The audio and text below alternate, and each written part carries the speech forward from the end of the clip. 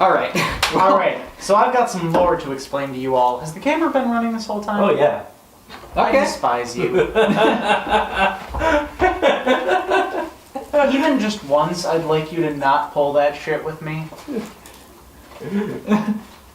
Every single morning I awaken from my slumber and I think maybe Greer won't do it. Maybe you look over and Greer's put the camera in your bed. Yeah. All right, anyway. Oh yeah, I turned the camera on before I went to use the bathroom. All right, Laura. Let's Anyway, get down to it. So, some lore facts. Aside from Rosengard, there are 2 other major cities in the Human Empire that you should know about. Okay. One of them is on the very edge of the plains, right before it becomes the desert. It's called Lonestock. Okay, so western edge of the territory? Yes. The West Marches. Is this town not big enough by chance for the both of us? You'd have to go there and find out. Okay, what was the town's name again? Lonestock. Lonestock. Where the plains meet the desert. Wait, I thought it was the east was the desert. No, the east is the mountains. East is Badlands, then mountains. Okay. Yeah, I mean, I'm remembering this is like a model of, like, based on continental U.S. I can show you the map right Oh, here. That you got canyon was in an earlier version, and it doesn't exist anymore. There is no canyon up there, but... Don't ask questions. Shut up. Shut up. There is no more in Bossing Sang. Exactly. Okay. This is Rosengrad. Oh, I love these. I drew them at work on paper Yeah. foot. Okay, the bicep, I remember. That's Yeah. a giant tree. It's a giant fuck-off tree. Okay, so Lonestock's over here? Lonestock is, on the bridge between these 2 sections. Okay. And it may or may not be big enough for the all of us. Okay, so All right. Lonestock. Lonestock is out on the edge of the plains. Okay, what generally happens in Lonestock? Duels. Okay, A lot of criminals live in Lonestock. What is the economy of Lone Star? so that's the frontier pretty much. Yeah, it is similar to the frontier. The Lonestock kind of works independently of Rosengrad. Were the Human Empire to destabilize, it would probably survive the best. Maybe not good. So a trading city, or A trade, kind of. There aren't a ton of traders that get out that way. Mostly it's small sharecroppers. okay. People who survive off of, cactus water. So it's a big city not because it has like a lot of resources drought there. or resources, but because a lot of people have gotten together there and all started making food in the vicinity. Like there's no prompting reason. Like if there is a giant fae keeping things vaguely safe, it could be there for protection. There could very well be. Yeah. It has a reputation for being safer from fae, even though it is a crime-infested scumbag. Well, yeah, it's 6 of one, 12 dozen of the other. Yeah, I mean, I imagine there's a lot of wide open space there. There is. Which... Wind on your face. Did you say 6 in one, 12 dozen in the other? Yes. Ranching is probably a big deal out there, so like they drive cattle. In the shadow of the valley. You might like to settle down there. I saw like some picture someone drew to take pot shots at someone else on 4chan, and also them on 4chan, everyone in the Fright by extension. It was a little video, like a slow zoom out from a sad Pepe lying in like a pile of his own filth while some anime girl was dancing on TV and going, doing cutesy things at him, and the Pepe was just there with this look of profound sadness. And the camera pans out slowly in the shadow. I would like to settle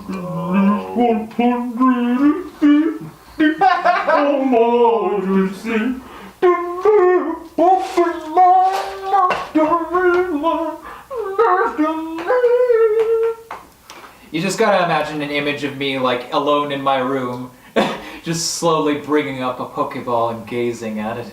And then it goes back down.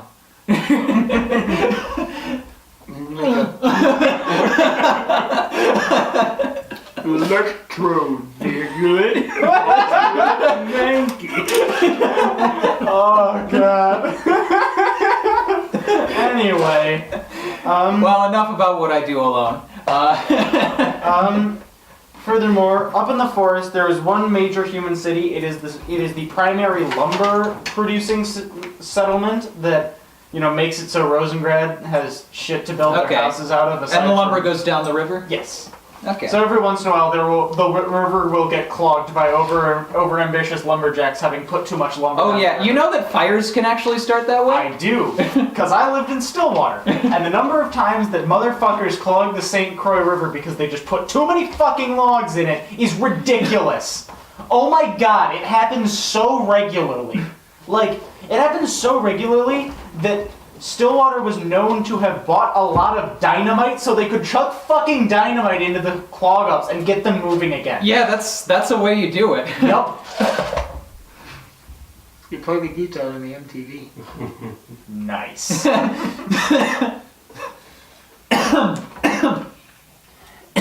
Anyway. And that city is called Logport. Logport, alright.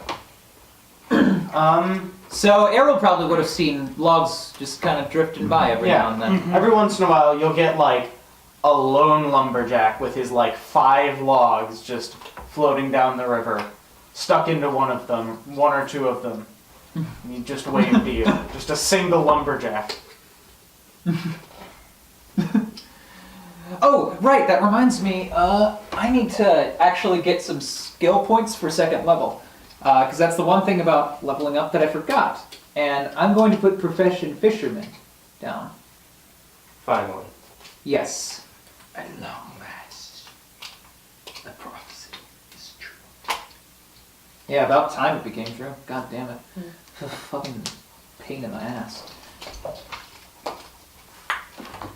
Okay. Can I grab a pencil from Samwan? Yeah, here's one. Thank you. Is it sharpened enough? Because you can put it through this. Cheers. Look at this. Look at this chill little start we're getting up to. Hell yeah. Alright, let's see here. Other pencils here. You guys just need to ask me. I have complete control over the pencil economy. No, this is all I have! I'm crashing this market with no survivors. It will crash near Debane. I get worried about me magic sometimes. It's kind of scary, man.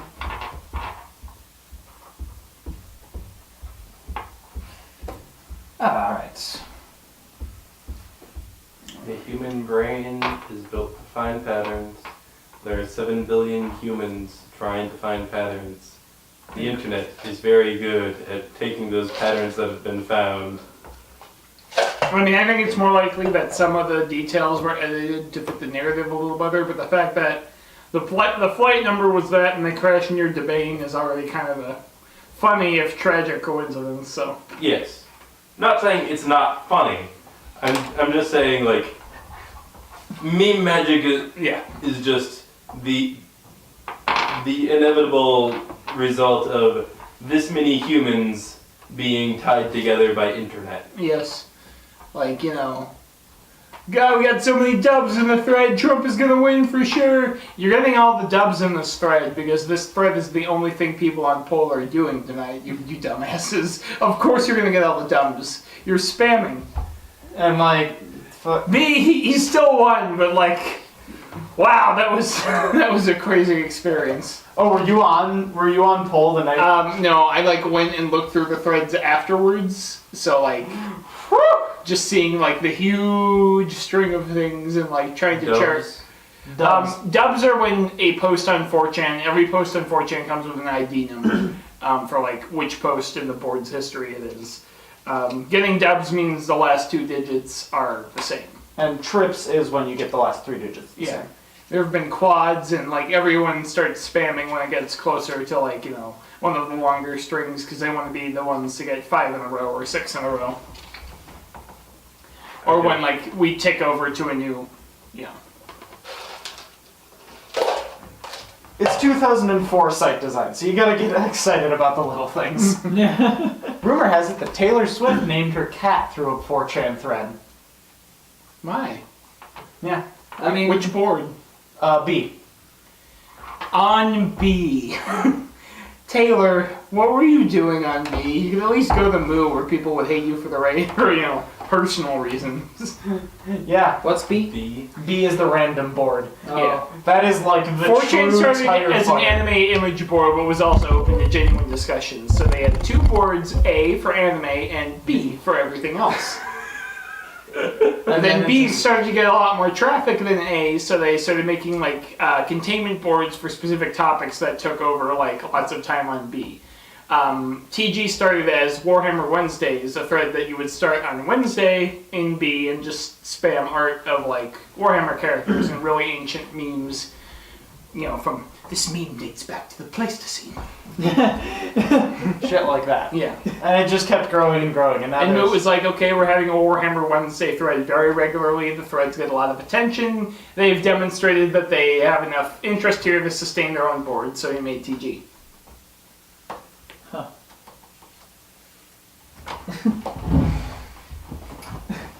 One for anime, one for everything else. Yes. Perfectly balanced. So As all most boards things that have should be. existed emerged as containment boards for topics that kept, cluttering up. Huh. Alright.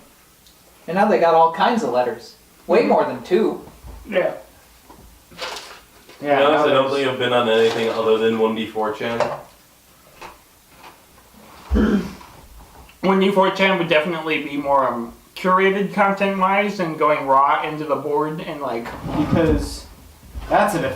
fucking experience. There was a person who, solved a, mathematical theorem on 4chan, right? Or am I getting the words wrong? I don't know the incident in question. Someone, solved a, until then unsolved, equation or something. And put it on 4chan.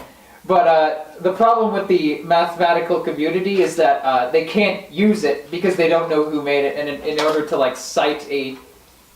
in order to use an equation, you have to cite the person that discovered it. Oh, So nobody can use it. come on, people. I mean, I can see it being harder and more awkward to cite because of it, but if it's been tested and proven, If nothing else, somebody is going to write a paper saying, we've got explaining how they have tested and confirmed that, yes, this thing that happened on 4chan it is in fact a viable proof for... It's still really frustrating if you see that the formula works, but you can't figure out how they got to that point. So reconstructing the proof for that when you have something that you're pretty sure is the actual solution, but you don't know how they actually figured it out and how it's mathematically proven that this thing works. That would be a pain in the ass. That would be like dangling something right in front of all the Yeah. mathemans. The mathmans. Yeah. Well, I don't really care about math, so Heathen. I just never really had. Simon, don't you know math is the language of the universe? It describes everything except quantum physics. Which is everything. No. Math describes quantum physics. You just need to find the right branch. It's Just called not with statistics. integers. Not with integers. It's called statistics, and it's the worst math. So the worst math describes everything. Wow, you nailed it, guys. Fucking 10. 10 out of 10. Unless you get 100 out of 10. unless you get really, really big, in which case you need relativity, which is it is. The exact opposite of what it And should be, according to the quantum. I like how we signed so hard we proved things don't discretely exist. We did it, guys. We did it. None of us is even actually real. At least by our previous standards of real. I'm gonna go have a drink because there's an infinite number of alternate universes and what I consider to be the most reasonable solution to this problem. And in most of those I'm probably drinking already, so... Good times. Yeah. So, there's one of the early Many Worlds guys who had serious depression problems because he was convinced Many Worlds was true and he was but one of an infinite branching tree of hymns that... Well, yeah. Listen. there is a significant part of my objection to many world theory, which is just, I don't know. if that is true, I could not handle that existential crisis. Like, I would prefer not to. just no. I will self-delude myself if I have to, but remaining a functional member of society is more important than the truth, sometimes. What's wrong with hidden variables, anyways? Like, You don't even need hidden variables. It can just be. Like, the problem with hidden variables is that basically if you assume that if you, so say you you do something to a particle such that you don't know a certain property of it. You can construct an experiment where if you assume that it is already in the state it will be in when you measure it, like if that is the truth, you will get one result. Whereas if it's not in that state, like we can actually somehow test if the state is being determined at the point it's being measured. yes, I don't remember exactly how it works, but it's really complicated. And Okay, you know what? The particle's coming up weird. That's just because this is a simulation anyways, and it doesn't simulate that far down. So when we do tests that specifically need that, we're just starting a subroutine in the simulation. It's a call function. It's actually just rolling dice in the next level up in the simulation chain, okay? Okay. Let's See, let's play, guys. see, no, shut up. Can we just play some No, games? shut up. See, my interpretation of quantum mechanics is quite simple. Fuck off! Fuck Why off do we with the need to shut care? up now. Here's my interpretation of quantum physics. Get fucking bent. Listen, when you're when you're DM, we can get into this in more detail.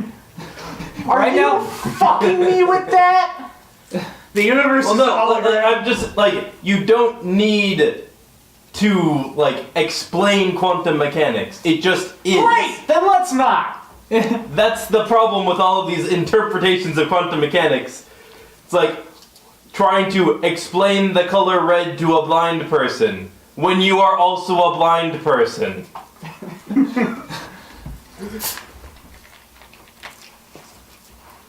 Let's play some RPGs. So, the rest of the shit about the lore I was trying to say. What? Fucking loons. So we got Logport and we got Lone Star. Lone Stock. They are also notably the two cities not named by the primarily Russian culture that is centered around the capital. Okay. Um, I'm imagining that Lone Stock is pretty like American Western, you might hear a slide guitar or two. or maybe like a pricking of a banjo. No, it's actually very strongly Italian there because of spaghetti westerns.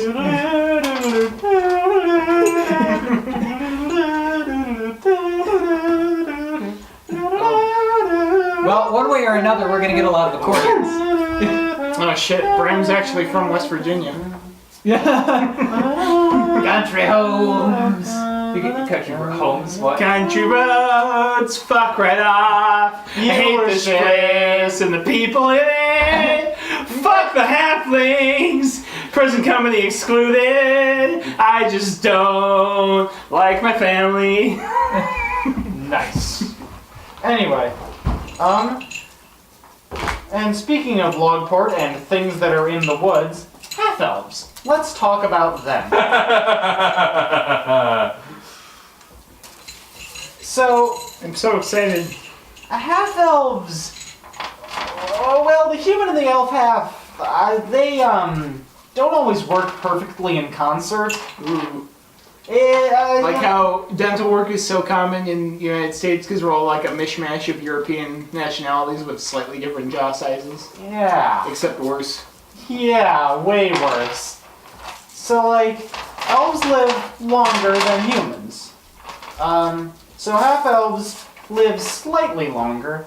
They mature at about 20, 21, 22, right around in that range. So they mature a couple years slower than humans. They then stay at about the 22, 23, 24 range until they are about 90 years old. Then one day, when they are drinking their morning coffee, they go from being about 24 to being 85. Mm-hmm. Instantly. Okay. As if a director has just jump cut to them being 85. Yeah. Does that mean they drop dead on the spot, or do they still usually have a few weeks? They probably have some time, just fuck! not a ton of it. In a way, it is a worsened version of the elves' problem, where elves live for about 350 years, and if they aren't keeping track of those years, you don't know when you're gonna die, because you don't age, so you just cack one day. Just happens. Yeah. Unless you don't. Unless you don't, because there are some elves who just don't. Elves stay at about the late 20s to early 30s age range for all of their lives until they die.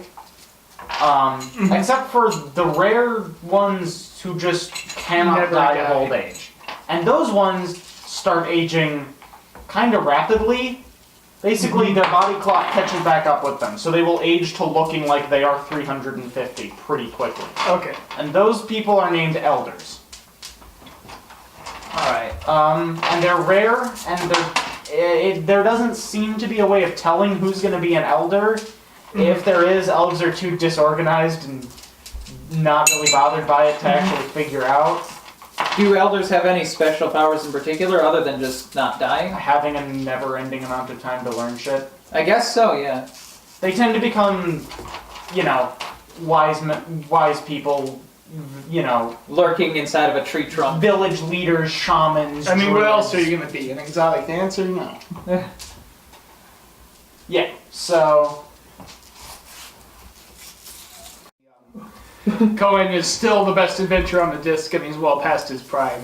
He has dentures that are the teeth of a troll that he ripped out of its body, so they're Whoa. solid diamond. oh my god. Because trolls are made of rocks. God, is that fucking metal. Yeah. He's 87. Oh my god. He still gets around to like the sacrificial maiden rescuing and everything, and Rincewind, the main character, pulls him aside at one point after another sacrificial maiden gets rescued, and they start for it, and he's like, look, man, you gotta ease back a bit here, like, you know, realize what you're getting into. What do you mean? I mean, Cohen, look, you're Cohen the Barbarian. You've been around for quite a while. Yes. And she's young. Oh. Okay, I think I see what you're saying. Yeah, it's kind of an issue of stamina for guys like you. Yeah, well, let's just see if she can take it.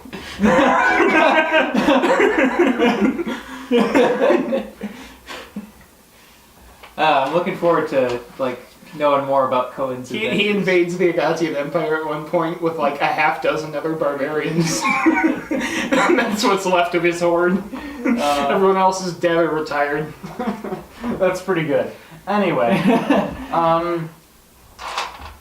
furthermore, a little sort of genetic oddity. The 3/4 rule tends to apply in Tkohl, meaning that there aren't the 3/4 elves. At that point, you just tick back over to being full elf. Yes. Yeah, you might have some slightly weird phenotypes, but a 3/4 orc is basically just an orc. Yeah, maybe their tusks are a little smaller. Maybe. Yeah. Maybe they get pushed around a little for being kind of shrimpy, but for the most part, they are just an orc. Yeah. Okay. Furthermore, speaking of orcs, let's specify some things about the orc tribes. First of all, the river that runs right next to Grosengrad is basically the dividing line between human territory and orc territory. It's not exact, there's a certain amount of no man's land in between where no one really has authority. But for all intents and purposes, that is the dividing line.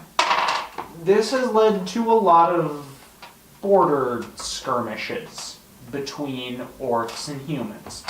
Humans aren't super thrilled about their capital being literally 4 good stone's throws away from orc land. Mm-hmm. That's just not 100 for them.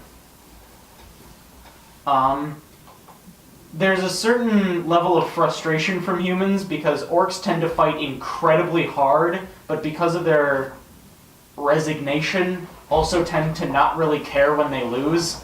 They're not very satisfying. They don't enemies. even So make it's, good so it's slaves like 'cause they playing give up too it's much. like playing a competitive video game against me.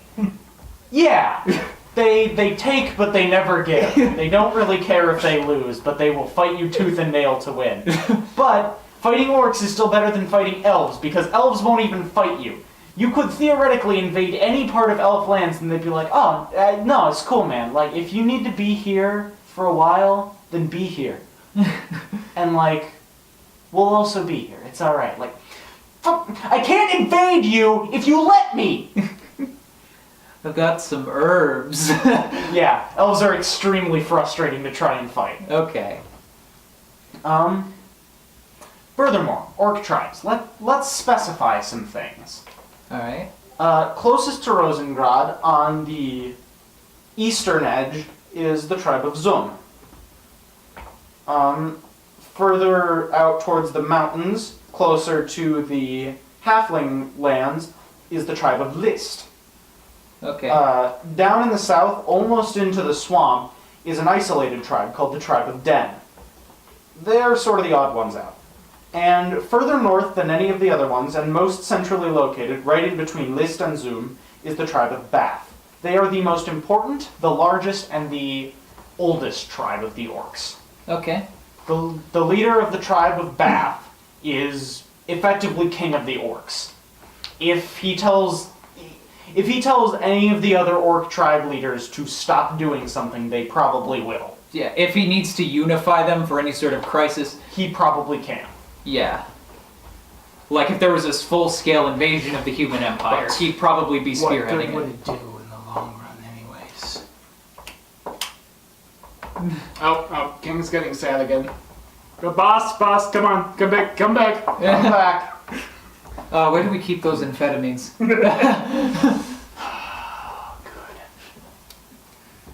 So that's kind of the main pieces of lore. Alright. That's the stuff. Cool. That's the stuff. Alright. Very nice. Just a little extra pinch of flavor. Oh no, that was salt. I'm an idiot. Or no, was it sugar? Yeah, because salt actually does put out. Well, whatever. Anyway. Yeah, sugar would burn. Yeah. So, when we last left Assholes for Hire, if that's what we are indeed calling I feel like we're gonna get a reputation for being the other kind of mercenary, you know. it. Listen, it's better than my idea, which was Dicks for Hire. I don't think that would ever be her official name. That just raises a lot of questions about Lily in the people's minds. So Yes.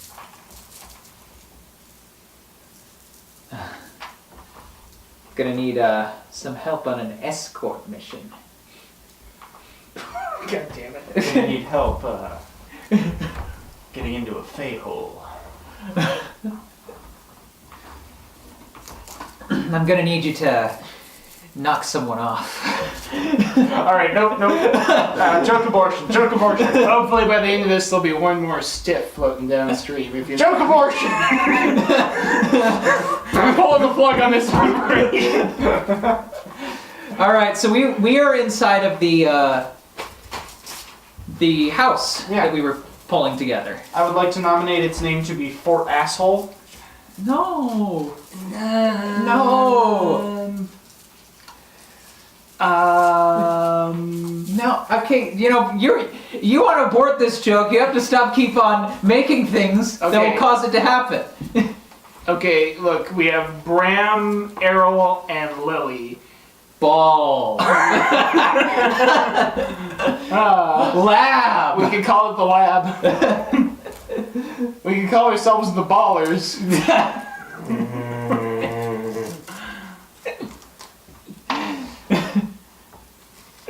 We're the balls. We're here to save the day. Okay. Making your way in the world today takes everything you've got. So no one told you life was gonna be this way.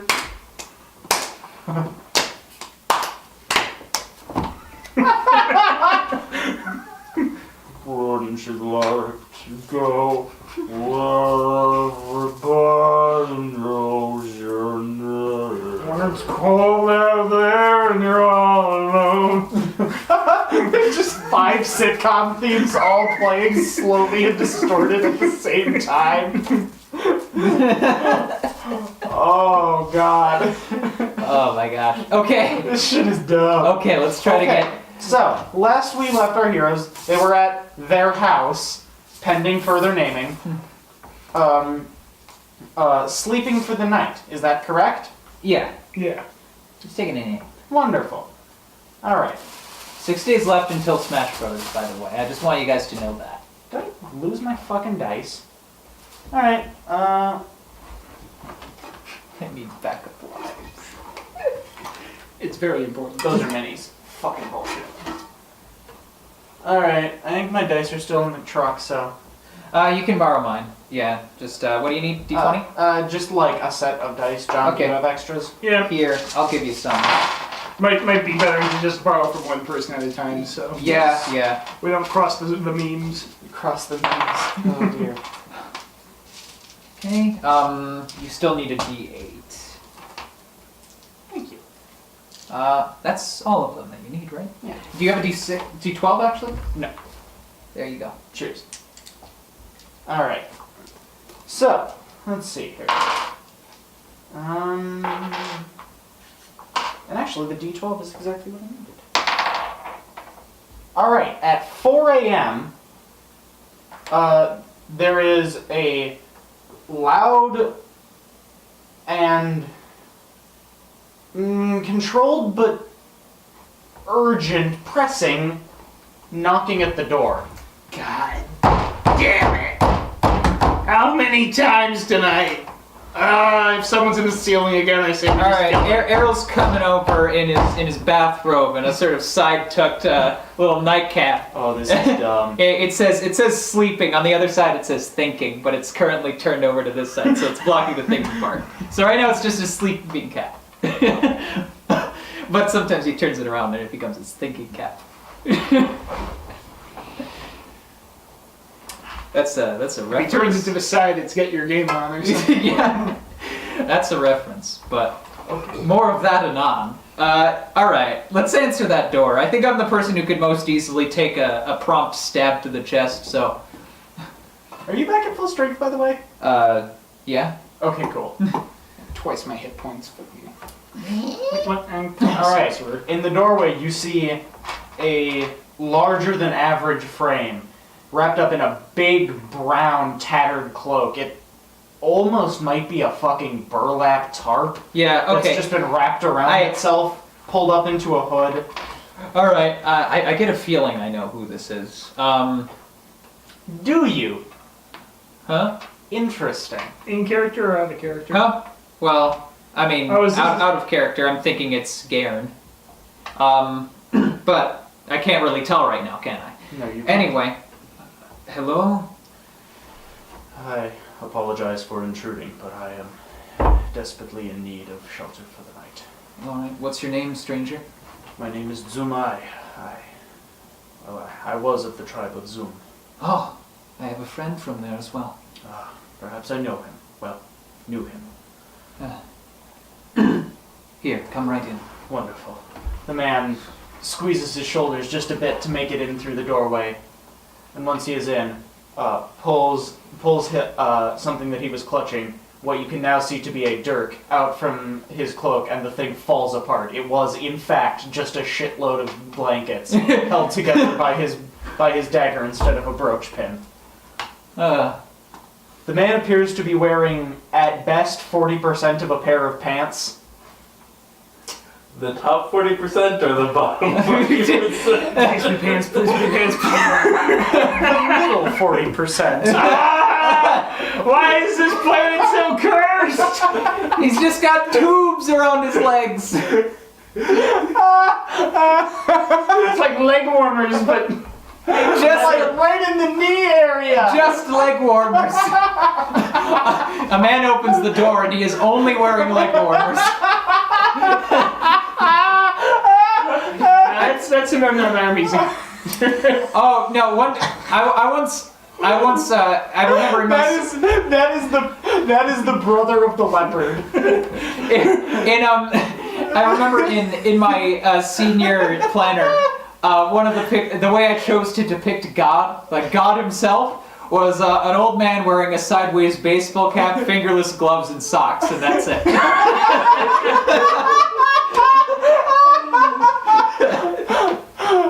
Oh God, that's really.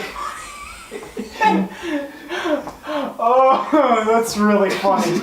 Anyway, no, he is wearing the top 40% of pants, but there's like some serious chunks taken out of the top 40%, so like, and some dangles going down below the 40% line. Don't say dangles.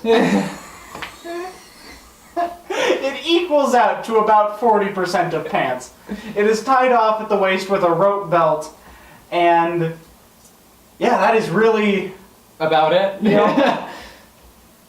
He is. Is he human or? He's an orc. He is an orc. Okay. Full orc? Yep. Okay. He is a big motherfucker. Well, I'd say we shouldn't let people into the house that we don't trust, but this guy in particular, he's an orc. Come on. Get him a drink. My mom hated orcs. That means you're okay.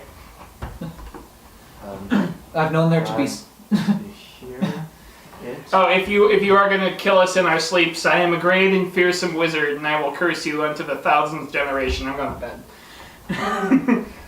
As you go downstairs, you finally see Lily is finally getting up to figure out what the noise is. Orc. Zumai tucks his dagger into the back of his rope belt, picks up the blankets and tucks them under his arm. And I feel like sits this is down. a sheathing method that is going to one day end poorly for him. Well, he doesn't have a sheath, and the other options are Sticking having a that. naked dagger between the rope and your bare orky buttocks. Yeah. Well, his other. That's like putting a gun like right into your crack, just storing it in there. Just having Listen, the other options are. That way you can rack it as you pull it out. Yeah. Unfortunately, he can't put it there because that's where he's keeping his crossbow. It's true. Anyway, the other options are for the dagger to be right up against his jagged, bony hips, or for the dagger to be pointing squarely dickward. You know, I feel like we're I'm not saying sexualizing those this are guy good quite a bit.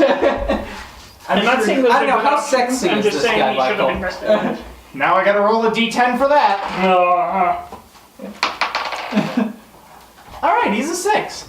He's like squarely in the middle. Okay, not bad. Yeah, you know, he could look a lot worse, especially for an orc that's wearing Tobo I've clothes. heard weird statistics about like how people rate, sexual attractiveness of people they see on the internet on a scale of 1 to 10. Like Tinder did a survey. Men will tend to rate women between 7 and 9 usually. Like that's the range of ratings they'll give. Women are much more inclined to give men 5s or 6s. They'll use the full range, and you can say this is because they're, actually using the full range of numbers in a sensible rating scheme, or they just think we're all ugly. Who knows? It might just be a Tinder thing. Who knows?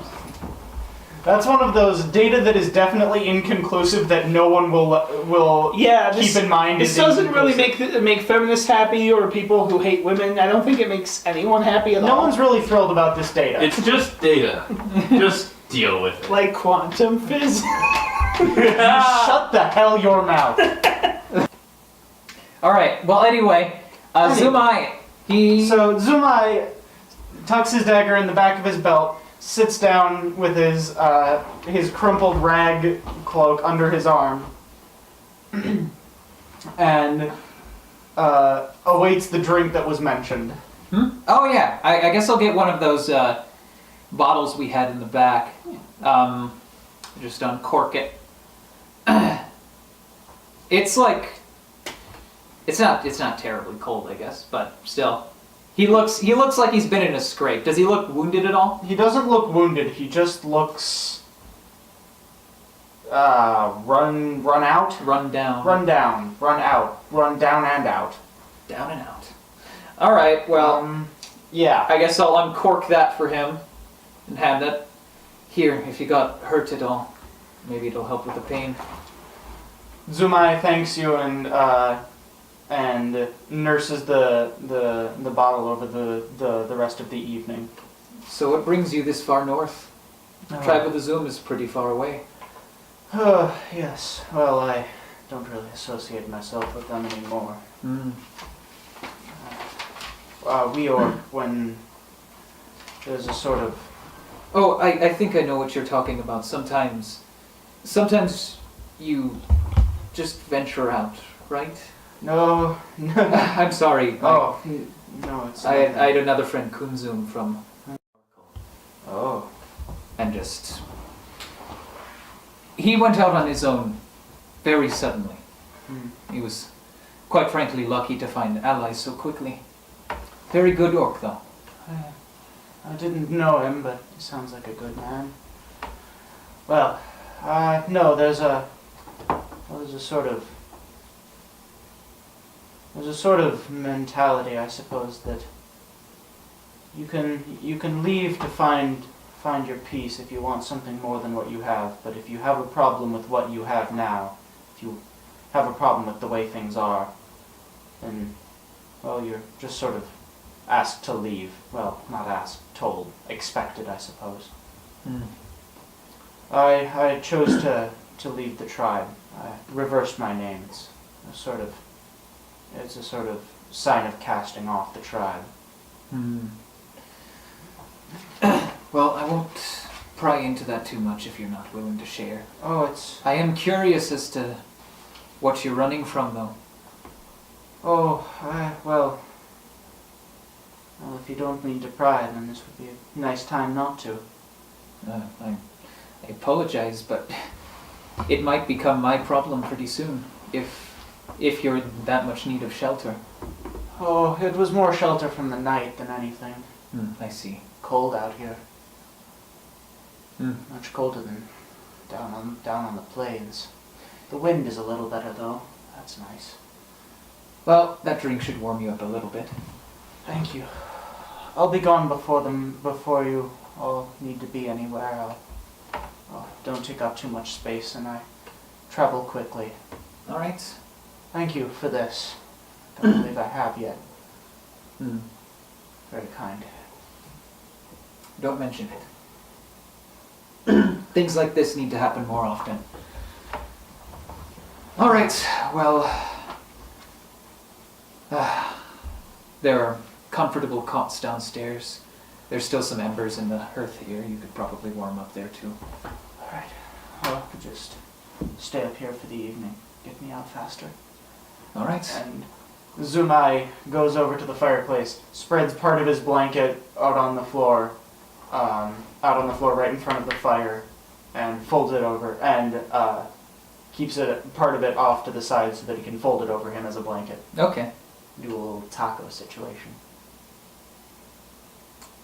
All right. Well, Errol's gonna go down to bed. All right. And that is the only event that happens that night. All right. Zumai sleeps quietly and soundly, and when you wake up in the morning, he is gone, daddy, gone. Not even a sign of him. All right. And the place has also not been ransacked at all. That is correct. Okay. Very good. Wow, he didn't take anything. That's pretty cool. Thanks. All right. Well, we've still got like a month and a half to wait for asshole neighbor Vadim to get down here. Yes, you have about another 30 days. Yeah. By the way, that's something else I should have mentioned. Months in Tkohl are 20 days long. Okay. There are 4 months in a season. They have the same 4 seasons we do. This rounds out years to exactly 320 days. All right. So You are in the back half of summer, the last 2 months. Okay, so it's starting to get a little chillier. It's still pretty warm. It's still right in the middle of like that August heat where it's just like Yeah. I guess Zumai is from further south. yeah. So he's used to it, like the Badlands being like right in the direct like South Dakota summer. Like, oh God, there's nothing to stop the sun. Oh. Where you walk out and you can pretty much feel the sun give you a left hook. Yeah. Okay. Well, So That's that, I suppose. So what are you doing this morning? Just having a meal? I suppose. Errol's Curing finally my starting to. surprisingly splitting a hangover Yeah, with cure light wounds. yeah. Errol's finally starting to get the hang of fishing again. That's why I'm justifying him having that back again. Hell yeah. Because, Finally getting the hang of it. yeah, I'll never be as good as Pa, but I can try my best. What you doing? Rolling the cure light wounds. I don't even know what my family's up to. Probably shouldn't visit them. Alright. Alright. Do you guys have any plans? We're just... As you eat breakfast this morning, on the door you hear a... This is really popular for a shack in the middle of nowhere. Our door's been getting quite a beating lately. Should we just start a business here? I feel like we got a lot more foot traffic than we ought to. We might as well put up a sign that says "Please knock." Hello? Anyone in there? Huh?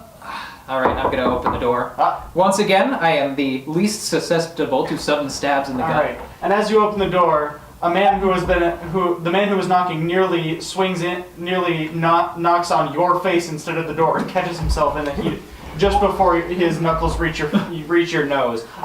Whoa! Don't do Sorry. something you regret there. Sorry about that.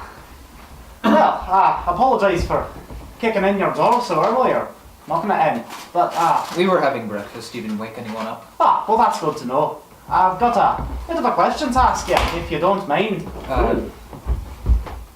Sure. Huh? I started sitting and it started making not good noises. It took objection to your set. Yes. Oh, that's exciting. Okay. I mean, it might have been it falling off the rug as well. Keep in mind that there's a change. That in might have been the cause, Yeah. but I'm not sitting back in that chair. Okay. That sounds like a bad time for the chair. I don't know. All right. Well. Anyway. All right. Well, let's hear it. Now, before we continue explaining, the man standing in your doorway, you estimate to be 7 feet tall. Ooh, he's taller than me. He is an absolute mountain of a man. He wears... Errol is 6'2", by the way, which is also very fucking tall. Yes. He is the absolute unit other units report to. Yeah. He's fucking huge. Okay.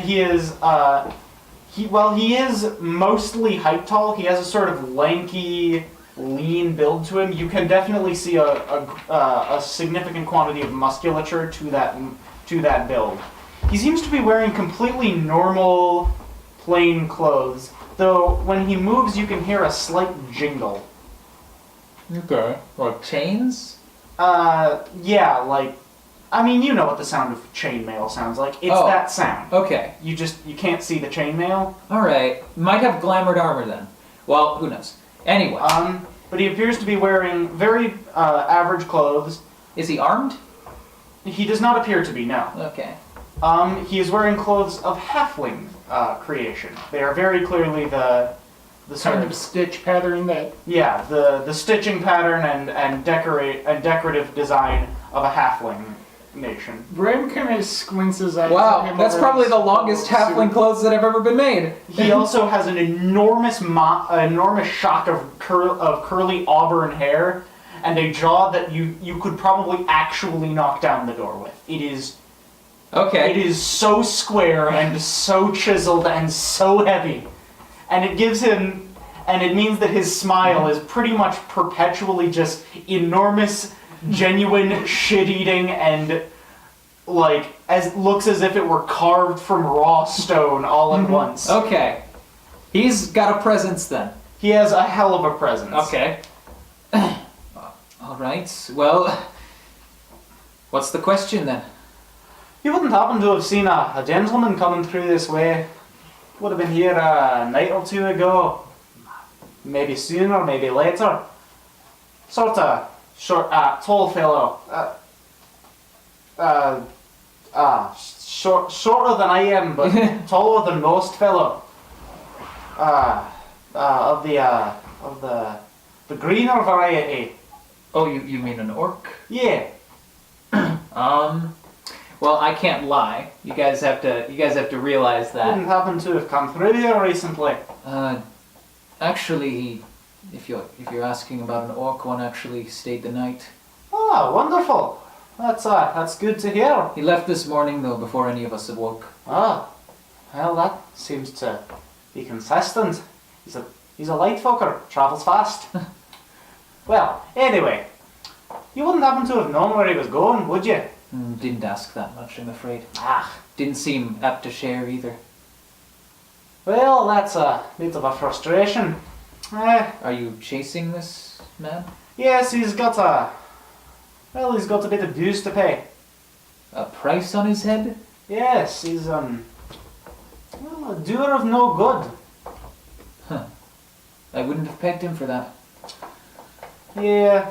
But I can't really say I've been the best judge of character in my life. Oh, well, nonsense. You seem like a wonderful judge of character. Now, what was I saying? Ah, right.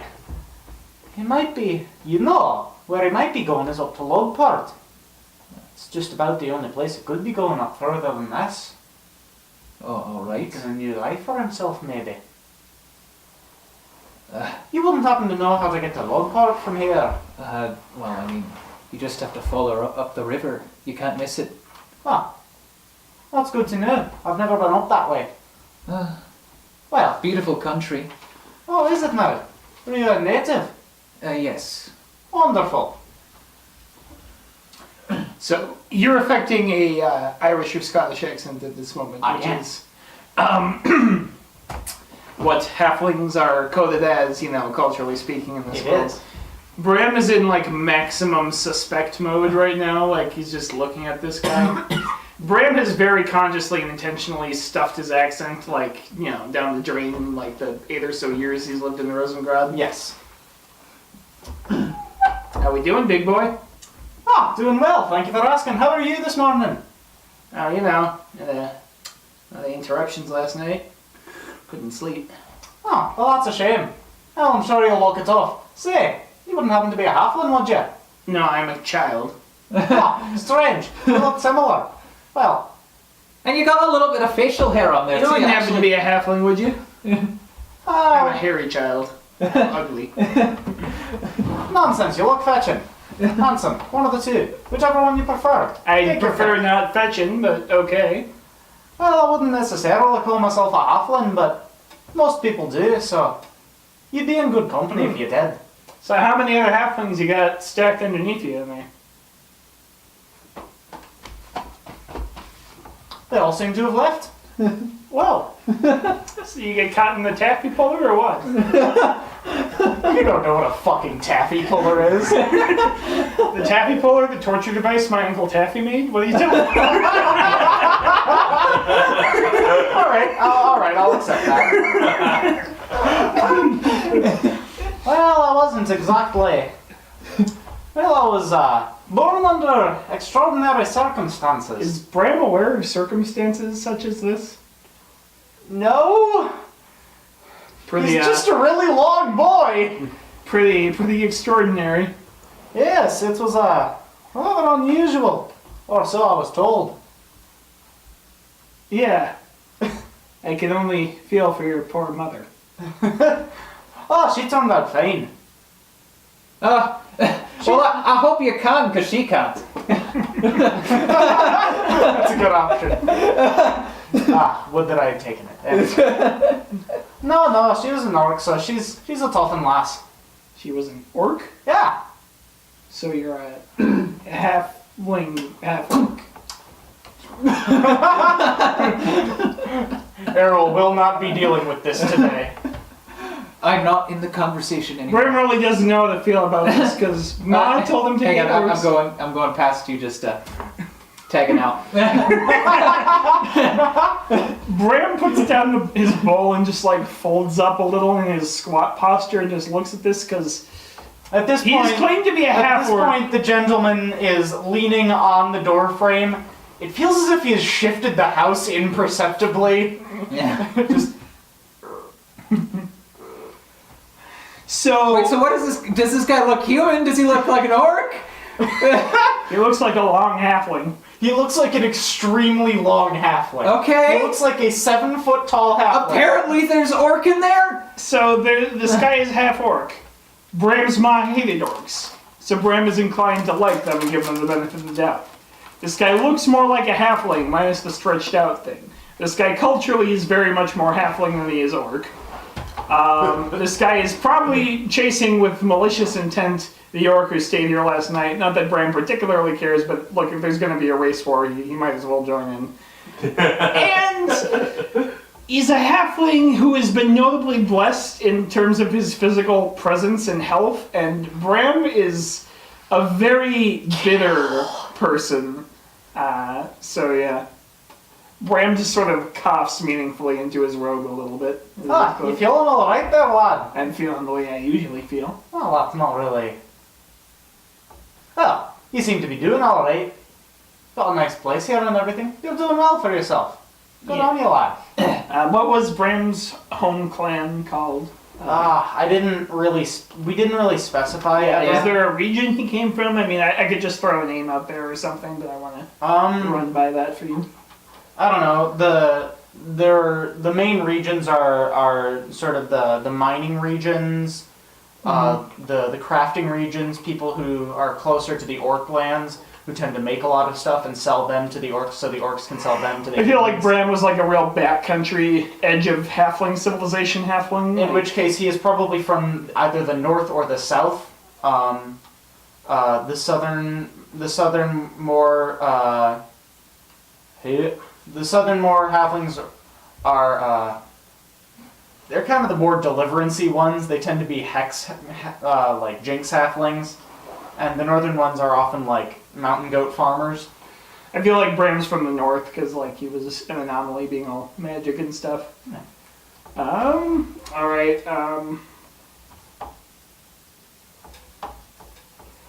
You wouldn't happen to have been to Lario County ever? Lario, I think I may have been once or twice. I wasn't really I was born more in the central part of the mountains. Out by the orcs. Yeah. Like I said, well, really I was born in orc lands, but hey. Born in an orc. Yes. Well, if you've been to Lario in the last 8 years, I'm just looking for objects to combine words together to make things for Bram's family's name. Also, this guy's kind of hanging out for a while. You wouldn't know any members of Clan Narendo, would you? Narendo. The name the name jostles some things around, knocks a thing or two off the shelf. Hopefully news of like a dragon attack that wiped them out with no survivors. Well, I haven't heard anything of that nature. Damn. Are there dragons in this world? I mean, listen, if there are, you know, maybe there are. You know, maybe there are. Oh, okay. They could. Okay, so they could, for all intents and purposes, just be something that, like a story that people are passing around. Yeah. All right, cool. We don't know for sure if dragons are real or not. Yeah. Great. There may or may not be dragons. Okay. Great. I love it when my questions aren't answered. Such deep lore and atmosphere. Actually, I I'm gonna mean, post about this on the Dark Souls thread. there's a lot you can get out of non-answered No, yeah, questions. yeah. That's something I've been trying with the Etnar, but I'll talk about Etnar some other time. It's another world I know. Nice. Uh, Anyway, well, I haven't heard anything about a dragon attack. I had to kick a particularly nasty goat off that turf a while ago, right around that area, Lario and such.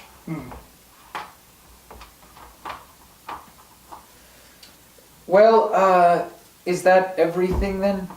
Well, I suppose so. I should be off then. All right. Well, thank you very much for your courtesy. It's been wonderful talking to you all. I never caught your names. Errol. Errol, wonderful. Last name? Anywhere you come from?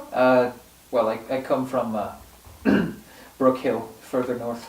Never been there. I should stop on the way.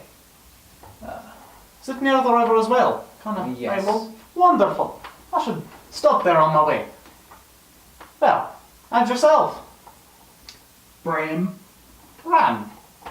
Clan Narendo. Bram Tearing. No, he's not giving him his new last name. He just got that, and he doesn't like this guy. He's not sharing it. Bram. Of Clan Narendo extraction, if you want to go back that far. Ah, Bram. That's a good hardy name. Yeah. It is. And yourself? Lily Yggdrasi, Thresher of the King. Oh. Well, you're a bit of a ways from home. Taking a vacation, are you? Something like that. Well, hope you find that restful. You're doing good work down there in the sea. Well, it's been wonderful talking to y'all. Moira McCaffrey at your service. Wow, that was a really loud okay. I think you might have cracked the door frame. And strides off. Time to get the mending out again. I don't like him. I don't like him either. He rubs me the wrong way. Now I'm a little worried for Zumai. I talked to him a little bit when you went downstairs. Seemed to be a decent fellow. For one thing, he didn't destroy our door. Well, one of them had armor and magical equipment, and one of them was clearly putting off what I consider more underdog vibes, so I think we can figure how a fight between those two is likely to go. Yeah. We could follow him. I could. suppose we could. I don't know. We don't know where Zumai's going. We know where. Well, he said he was going up to Logport. Oh, I mean, it's. Bram was asleep for that. Oh yeah. Well, no. Well, Moyer was that his name? Moyer Moyer. McCaffrey. Well, Moyer said that he might be going that way, so that's probably where Moyer's going. Mm-hmm. If we follow Moyer, if he's looking for Zumai, then we'll probably find Zumai as well.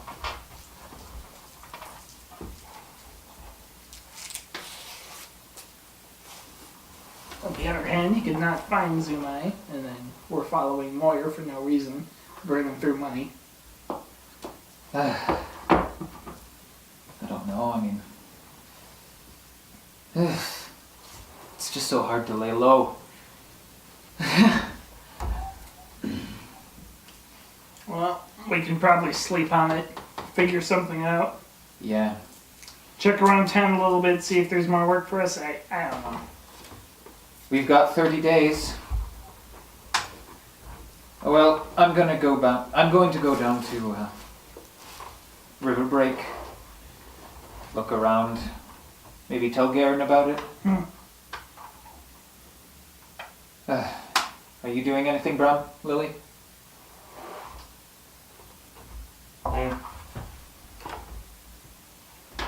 Well, I mean, I have an appointment at 3:35, but I think I can pencil in a trip to town.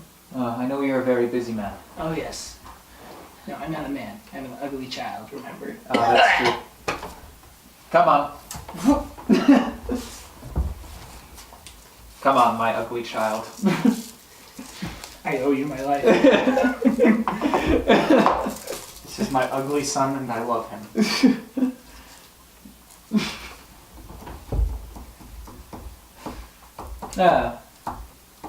Okay, yeah. I'll just head on down to River Break. With you on my shoulders, I guess. Bram keeps a watchful eye for more halfling fuckers around here. It's been a while since he had to hear that insufferable lilt. Ugh, Well, hey, now you're the same height. the fucking brogue!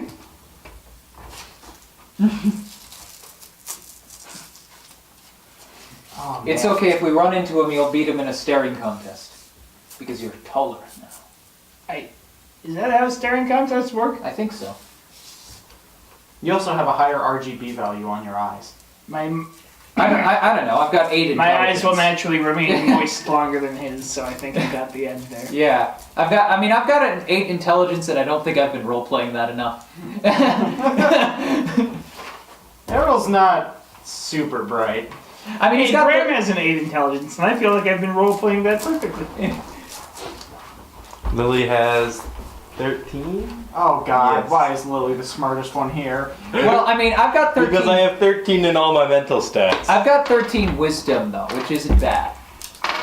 Like, I think Errol understands people. It's just things he doesn't know about facts. That's true.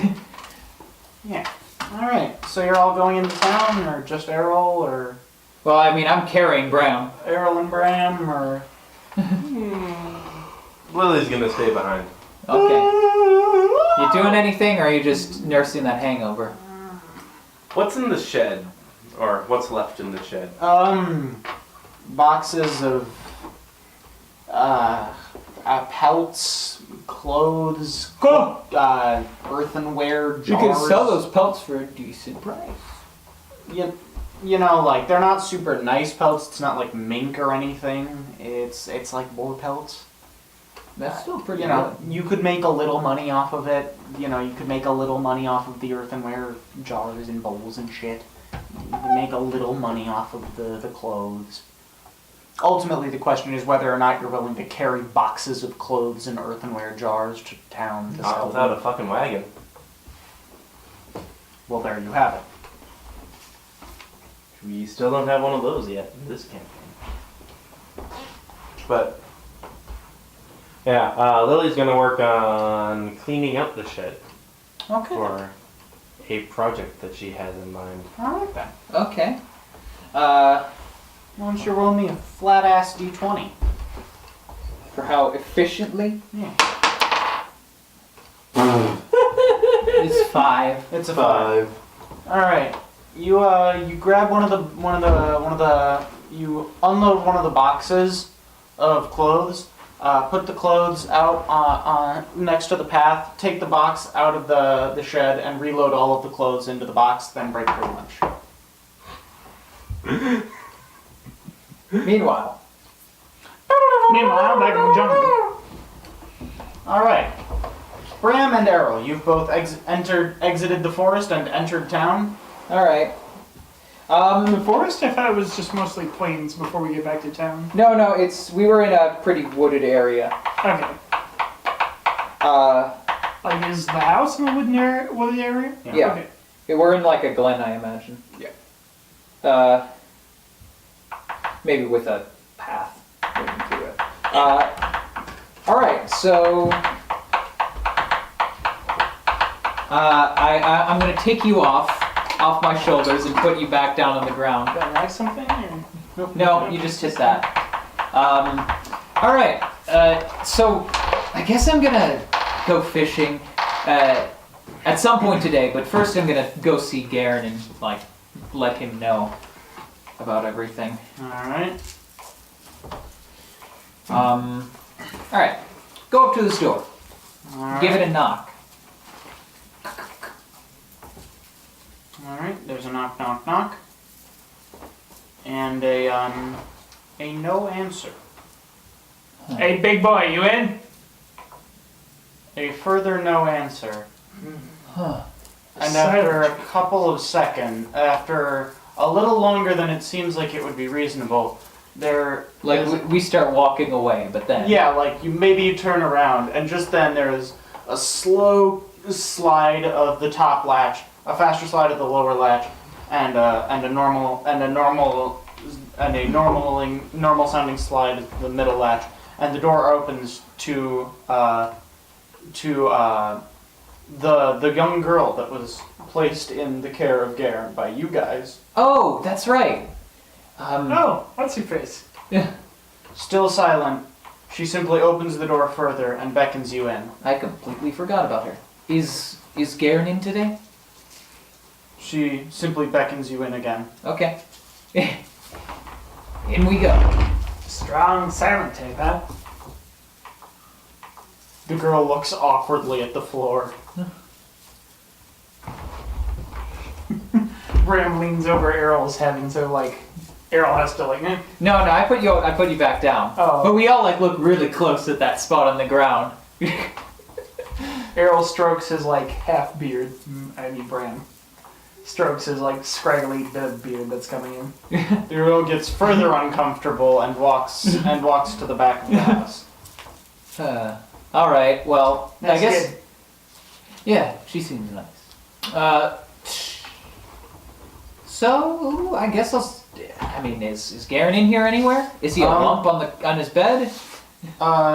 Garen is laid out in his bed, and next to the bed, with a bottle of clear spirits and a bunch of rags and a bowl, is Martin. He is placing rags against the bottle of alcohol and tipping it to apply some to the rags and dabbing it gently on enormous wounds across all of across Garen's body. Garen is straight up laid out. Like, he seems incapable of moving. He may not even be conscious. Whoa. Oh my. Oh, here. Hello. Did you need something? Well, I was going to see Garen because, last night and today, two very suspicious people came past the place we were staying. What did they look like? Well, one of them was an orc, from the tribe of Zoom, I believe. Oh. Didn't really have much else other than a great cloak of blankets and a dagger. There was another one, very tall man. Great big hair of auburn hair. Name of Moyer. Moyer, yeah. Did he do this? Well, that gentleman, the orc, Zumai, he stayed the night at the Wet Bitch. And, well, he left shortly after, and In the middle of the night? yes, and Mr. McCaffrey, he came in and asked about his whereabouts. I had spoken a bit to Zumai over the bar, got him to open up a bit. Seemed furtive, but I knew where he was going to, and Moira wanted to know, and I wouldn't tell him. He threatened to make a bit of a racket about it, and so Garen was gotten by one of the patrons to kick him out. And it didn't. Well, It didn't work. no, it didn't. Suppose we were lucky that Moira left after that. But I'm not a doctor, and This was a bad time for Lily to not come. Garen's in a bad way. Alright, okay, Hey, does anyone have a heal skill? you do.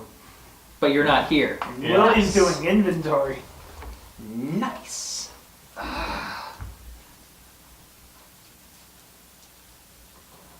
Well, if only Lily was here. She has healing arts. Well, I'm gonna roll a thing real quick. Let's see if he dies. Oh. Alright. Well. So. Alright. Bram, do you think we should go back and try and get Lily? So what if we roll to stabilize? Huh? You have to roll a Constitution check above 10, and if you fail, if you fail enough times, that Depends what HP you were knocked back to, how you do that. Since he's an NPC, you can just also decide, like, realistically he would have probably either passed his fort check or died by now. He's, just from like the way the rules are handled for PCs, so we don't have people in bed for multiple days and then dying, because that's less interesting. You can decide how. Alright. okay. You think we should go back and try and get Lily? I've heard sorcerers can do random magic sometimes. Maybe I could try something? All right. Well, I'll go back. How about I go back and you see if you can do anything? Or Yeah. Bram is feeling a bit emboldened in his magic powers since they've, grown. Also, he has to take 7 damage at some point, so I figure rooting around with healing magic might be a funny way for that to happen. That would be a very funny way for that to happen. Alright.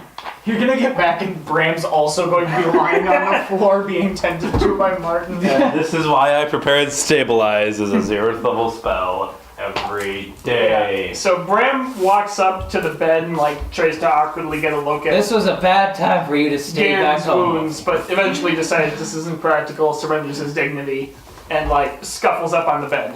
He picks his way over, walking around Garen, looks for the places where the wounds feel the worst, and dips his hand in the alcohol or whatever, because, sticks down there and and tries to do something he's never done before, which, always interesting, but his sorceress powers have grown, so maybe. And Bram reaches out and tries to grope at the metaphysical construct of Garen's body, to try and take the wounds out or something. Alright. You get a lot of blackness and then a long sort of Doctor Who opening-esque tunnel of gray, brown, orange, and all of a sudden you are really tall and carrying a greatsword, and oh god, that's a fist! And you snap back out of what Snap back to reality. Oops, there goes gravity. Mom's spaghetti. Yeah. There's vomit on his sweater already. Yeah. Blows his own He's dog. choking, but words that just won't come out. Yeah. And you snap back into Bram the Bent's body and go flying, taking 7 points of damage. Alright, Bram just up into the ceiling and flops back down on the feather bed. Yep. And immediately coughs up a good amount of blood mixed with ectoplasm. Oh!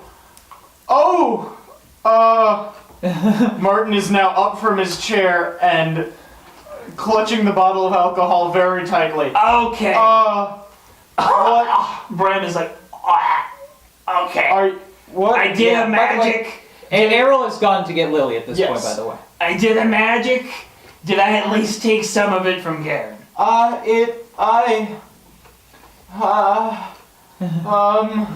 Martin begins to look very closely. I don't know. Maybe. Well, I think I was Garen for a second, so hopefully I took the brunt of something. Why am I doing this for this guy? What happened? He watches my ass. What? What happened? I tried to metaphysically examine his soul-body construct, and I don't have technical words for this. I kind of just reached out, grabbed his Garenness, and tried to find the woundness in the Garenness and pull on it. It's magic. Martin is momentarily. You know. Never believe it's not so. Nice one, guys. Martin is momentarily stopped by the fact that you've described it as reaching out and grabbing his Garenness and trying to pull on it, because this is still medieval times. And he's just not quite sure how to handle that nomenclature. This isn't nomenclature. This is what happens when you don't have This is nomenclature. halfling-clature. Well, I could do that again, but I'm strongly disinclined to do that. Does Garen have alcohol? He grabs the bowl that he's been dipping hands in. Martin, What, you think I have too much self-respect for this? And sips of it. Okay, I have better taste than that. I'm gonna go check his cupboard or something. All right, in the cupboard you find a frankly ridiculous amount of loose-leaf chamomile tea. Brett makes a face of disgust. And a little bit of beer. Who drinks loose-leaf chamomile tea? Well, hopefully I took Sleepy time. I took some of that. Yeah, Bram is just feeling miserable, but also kind of good, because he's justified his misery for the day and made everyone remember how miserable his existence is, which is Bram's default coping mechanism when he can't use magic to actually punish people he hates. So he just sort of slinks over to an easy chair, curls up with the beer, and just drinks it. All right, so congratulations. You now have a vague Yeah, I mean, like, okay. Well, yeah. It's valuable experience, if nothing else. I It might be is. able to do something with this in the future. And I mean, like, you could always try and, like, memory transport and relive that moment in Garen's consciousness. That's true. If we want more clues, I can get back in. I'll wait for the actual healer to get back. All right. All right. Honestly, this could be a fun mechanic where we have like a fucking detective game mechanic where you get to injure yourself to get information about like a deceased person's death. Mm-hmm. It's like Well, Vigil, but I hope Garen isn't dead yet.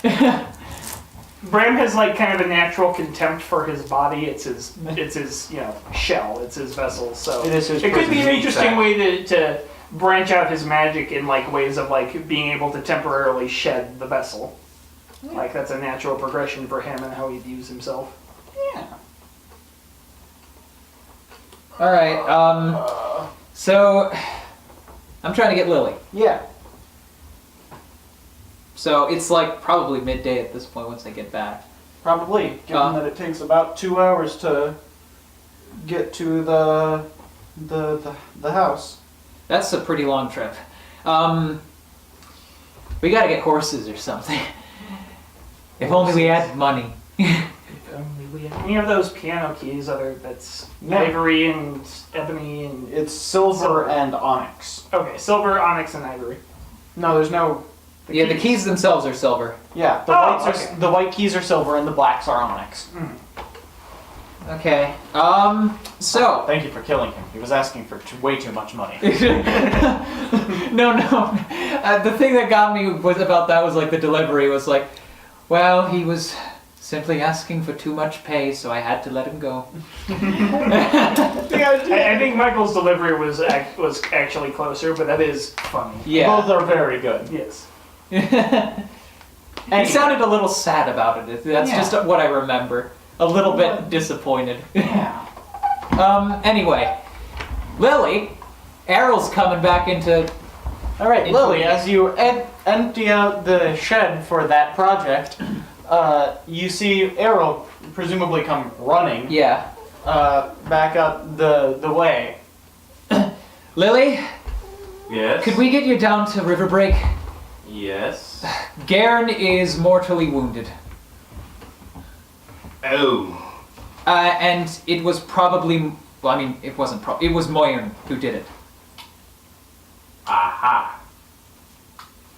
Okay, Lily is doing her best with her 9 con to jog back. I just.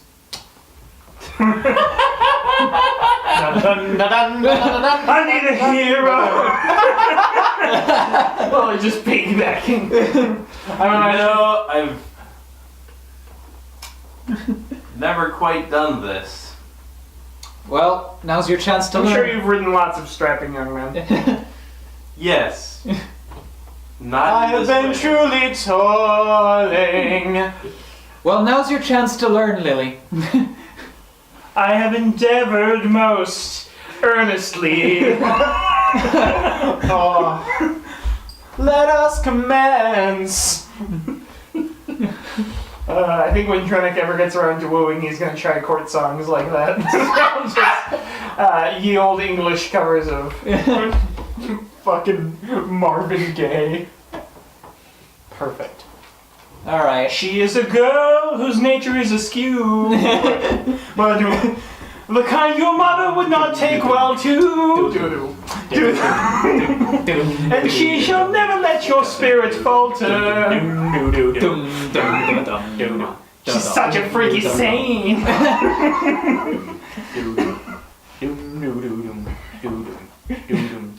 Just Justin turns the bass up on his guitar to a billion.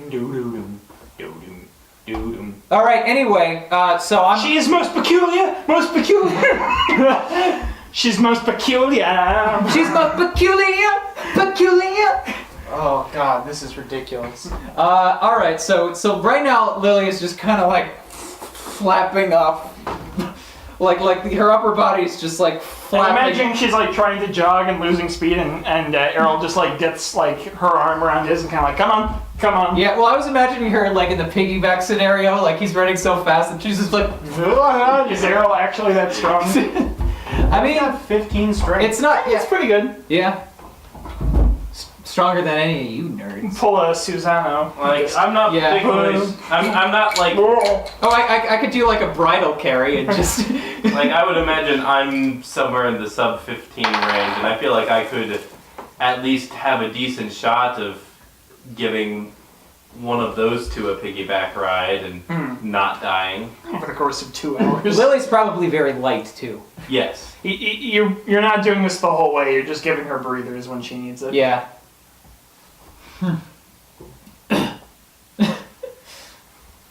All right. I could carry you like this, but only if you swoon. All right. So after another 2 hours, That's 4 hours, ma'am. yes, I've been running for 4 a hours. total of 6 out. Running for 4, traveling for 6. Yeah. So it is now about 2 in the afternoon when you make it back to town. Has Garen made any signs of any sort of recovery? let's. Nope. Yeah. Let's just. Let's get there. When you All right. re-enter Garen's house, Special delivery. You're bringing elf chicks. you attempt to kick in the door, but find that it has been lashed once again. Bram mage hands the door open from his chair. All right, you open the door to find Bram Looking like a up in- little paler and sicklier than usual, but pleased with himself since he has alcohol. I did a magic. Did it work? No, but I did a magic. Okay. Is he still? Yeah. Okay. All right, Lily. You have There's like a anything little bit of prepared? dried blood on like the sides. Yeah, I'd imagine there'd be some dripping. All right. Anything you can do, Lily? Well, I have one more healing spell that I prepared today.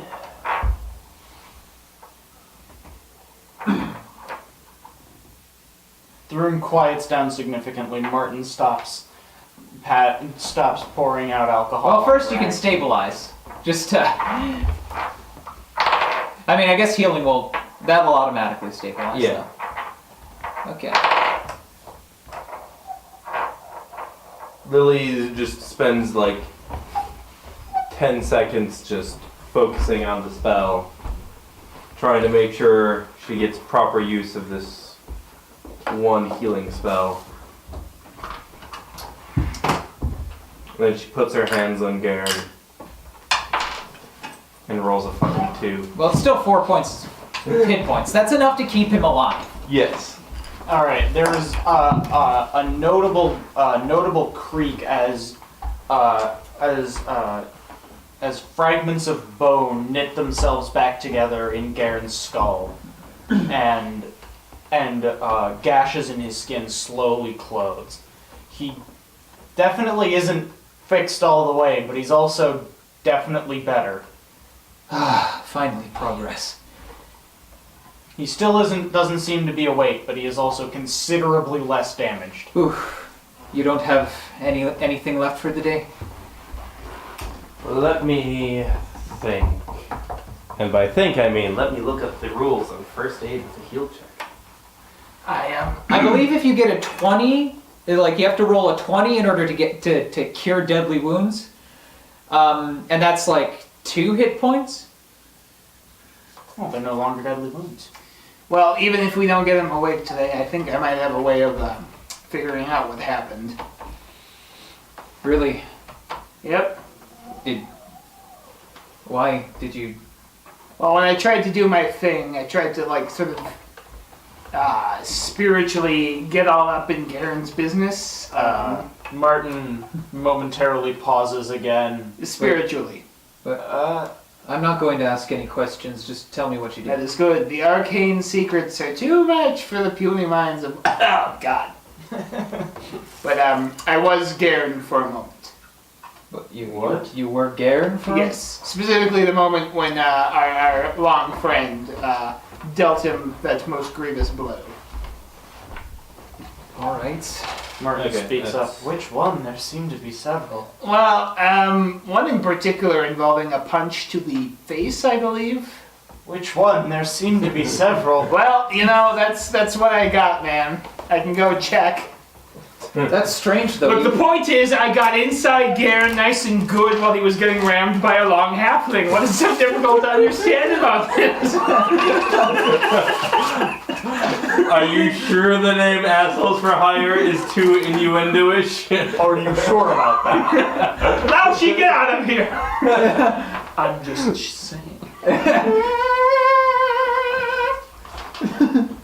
Martin, here's what you have said. Contemplates it for a moment and begins sucking on a rag that on one of the soaked rags. So, I can give another crack at the old Garen, but, You already look like you've... I mean... well, maybe that was just the initial thing. I might have a better idea. Bram is, like, willing to take a lot of personal injury and things for the sake of his magic. He's excited. He thinks he might be able to do something. I mean, I guess there's nothing I can do to stop you, but... What? Don't- I mean, you could grab me, but don't do that. I mean, I wouldn't do that. It's just... Right. Bram goes up. Don't get yourself killed. Ooh, Neither of us another wants healing that. idea. Shocking grasp. Clear? Are you gonna try that? We're having fun with magic in here. No. Bram goes up and like sort of reaches out towards Garen's head on the top of his body and like sort of touches the point right between the eyes and tries to do what he did earlier, but like slide in there a little easier and not like immediately into a bat. Not just like run headlong at a metal pipe.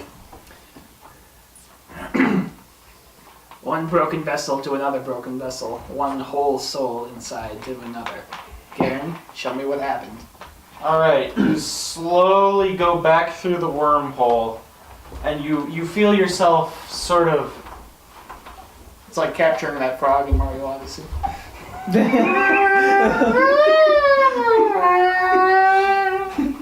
that fucking music. Wait, that's from Sonic Adventure DX. Yeah, it could be cursed enough.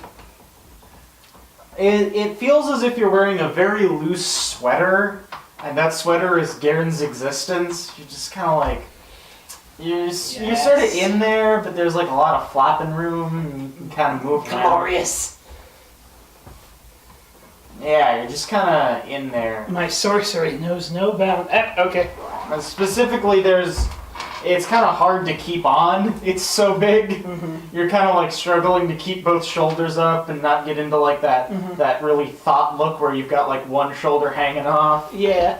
Yeah. So Bram is just gonna try and watch the events that were happening and be ready to like cut the connection if it looks like he's about to take some, psychically resonant damage from Alright, Garen's experiences. I'm gonna keep it real with you here, Chief. There is no way for you to get anything meaningful out of this without taking more damage. Well, we'll just have to hope it won't knock me unconscious, because Bram's got that intivate, he's a risk taker. Little intellect. Alright. Bram is specifically going to search for, clues about how Moyer operates, in a fight, what tools he has at his disposal, things that, and maybe, things that set him off.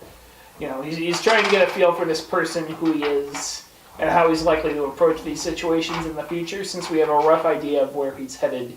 We might be able to... Why don't you roll me a perception check or an int check or something? I prefer the perception. 11. Alright. Once again, through a really deep haze, you can see a set of now very familiar knuckles sailing towards your face. You get a metaphysical sense that you could absolutely get a better picture, but it would necessitate feeling those knuckles. Does this bow look like it's going to be as bad or worse than the last one? Roll another perception check. Because I can take 2. Yeah, that's cool. Well, alright. Bram tries to get a better feel for this Moyer person. Alright. You take you take hold of the little hoodie straps that are on this enormous sweater that is Garen's consciousness and pull them tight, giving you that big, like, scrunched up hood feeling. And all of a sudden, those knuckles are right there. And the scene momentarily plays in fast forward in your brain as the knuckles connect with your Garen's face.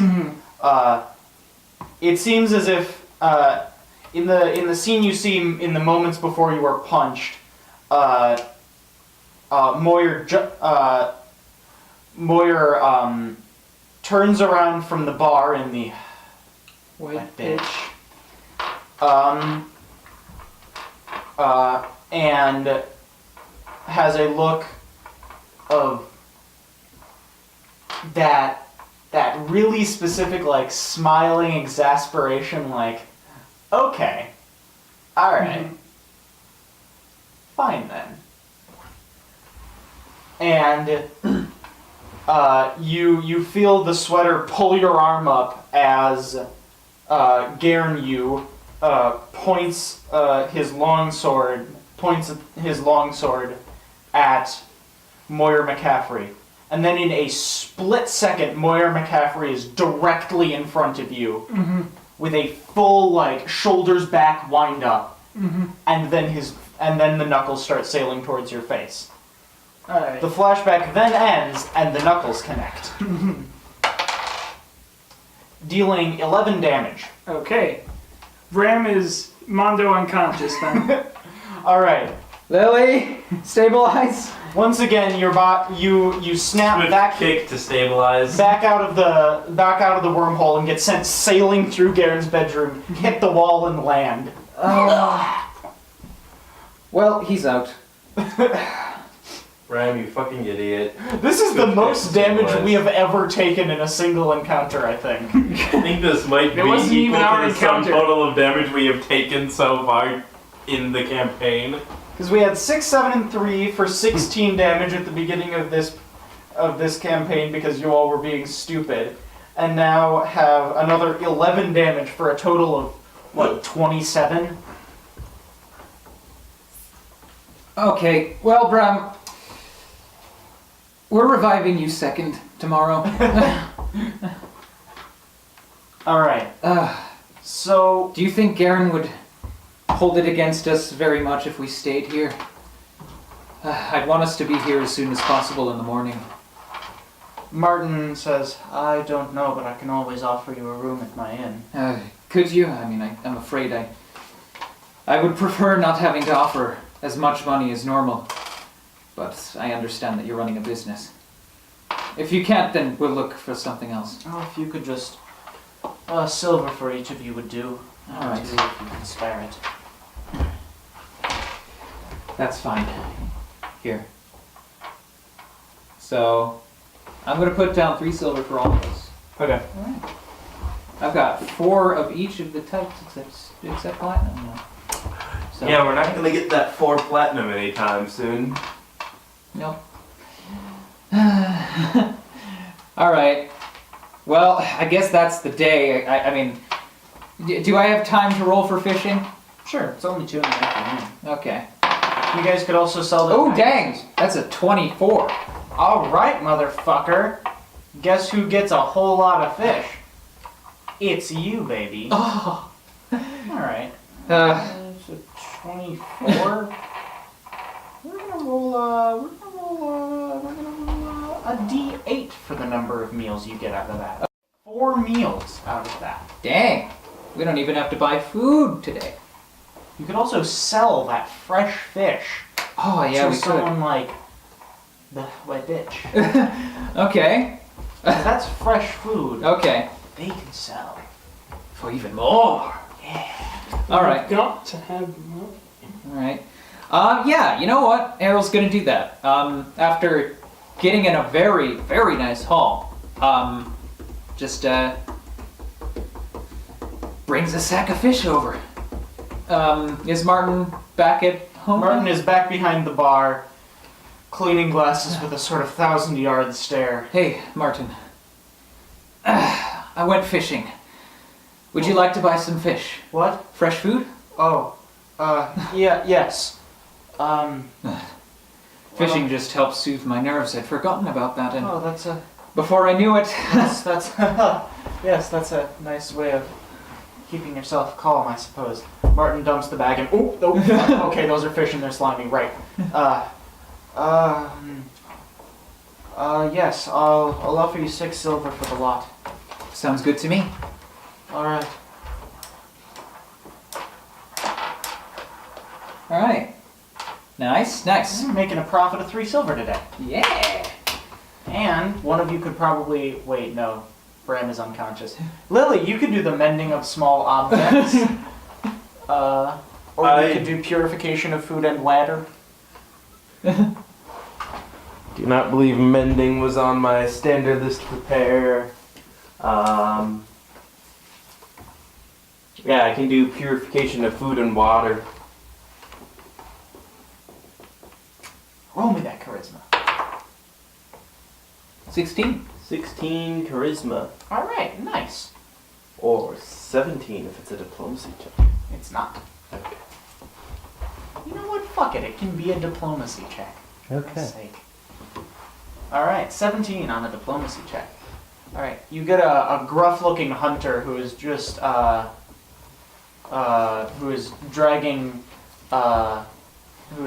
dragging his child along behind him. The child sort of moping, and he says, "Couldn't eat all of my meat in time. It's gone bad." And he just holds it out as if it's a wanted poster or a jacket. He's ashamed of it too. He's not super happy. Well, I mean, he's very ashamed of it. The kid is just like, Yeah. Dad.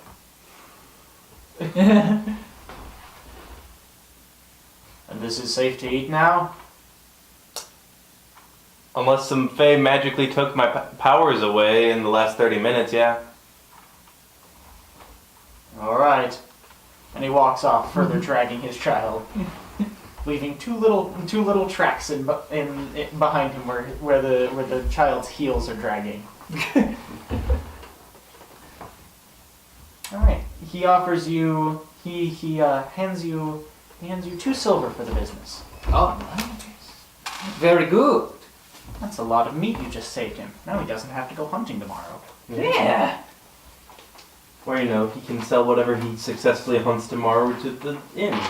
For good money. Yeah. All right. I want money. Up to 360.5 copper pieces. Yes. All right. Well, I guess that's the day, right? I guess that's the day. Okay. What's the natural healing rate? 1 point per day. I feel like it's Hit plus- dice per day. Alright. Bram is 6 for a sorcerer? No, like No, how many your hit dice number you of got? hit dice. So you have 2. Oh, 2. So I'm at -4 the next morning. Oh my god. You really got dicked on. All right. Next morning, first order of business.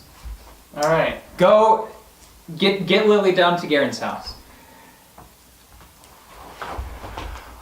I prepare 3 sets of Cure Light Wounds today. Okay. Good idea. So, First one goes to Garen because we're waking him up first. Yes. Damn it. 3 healing. Okay. After you further heal the man on the bed, and for a moment it seems as if his eyes are going to flutter open, but he drops back into unconsciousness just before it. All right, 10. 10. All right, with a sudden Finally. burst of energy and what could almost be described as another crack, the final pieces of bone snap back into place. Wounds zip themselves shut as if they were the front of a jacket, and Garen snaps away. Oh! Finally awake. Oh! What? You were about to cross the border, right? What?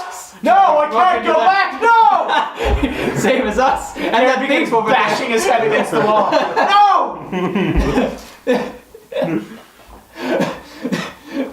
Then Martin's like, quiet down back there.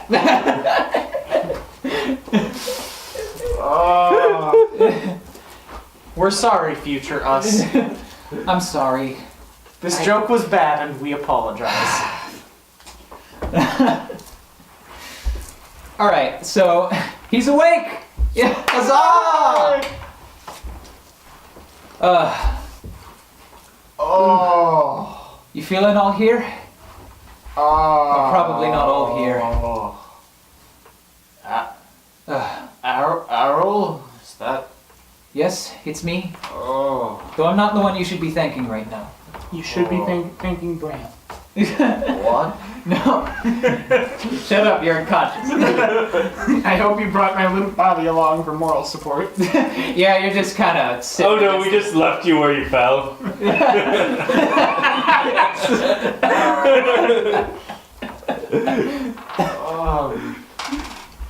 Lily walks over and gives you another sharp kick in the ribs to deliver the cure light wounds.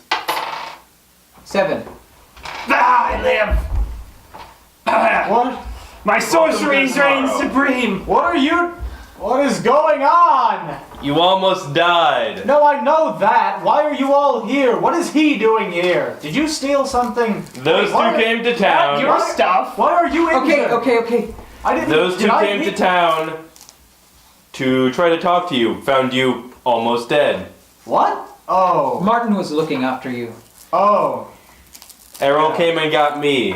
You tried weird magic shit. I succeeded, weird magic shit. What weird magic shit did you do? I grabbed your Garenness. What? Garen gets up and feels for his longsword on the bedside table. Yeah, I was holding that. I was holding your. What? I was holding your longsword. What? Garen begins to genuinely. I was holding the longsword while we got pounded by Moyer. What are you talking Garen about? picks I you was up. there, dude. Garen picks you up by the throat. Roll a CMD. Well, Graham isn't resisting. He's. All right. Garen picks you up by the throat. What did you do? I tried to take the wounds out of your body with magic. What? What she did? The magic healing process?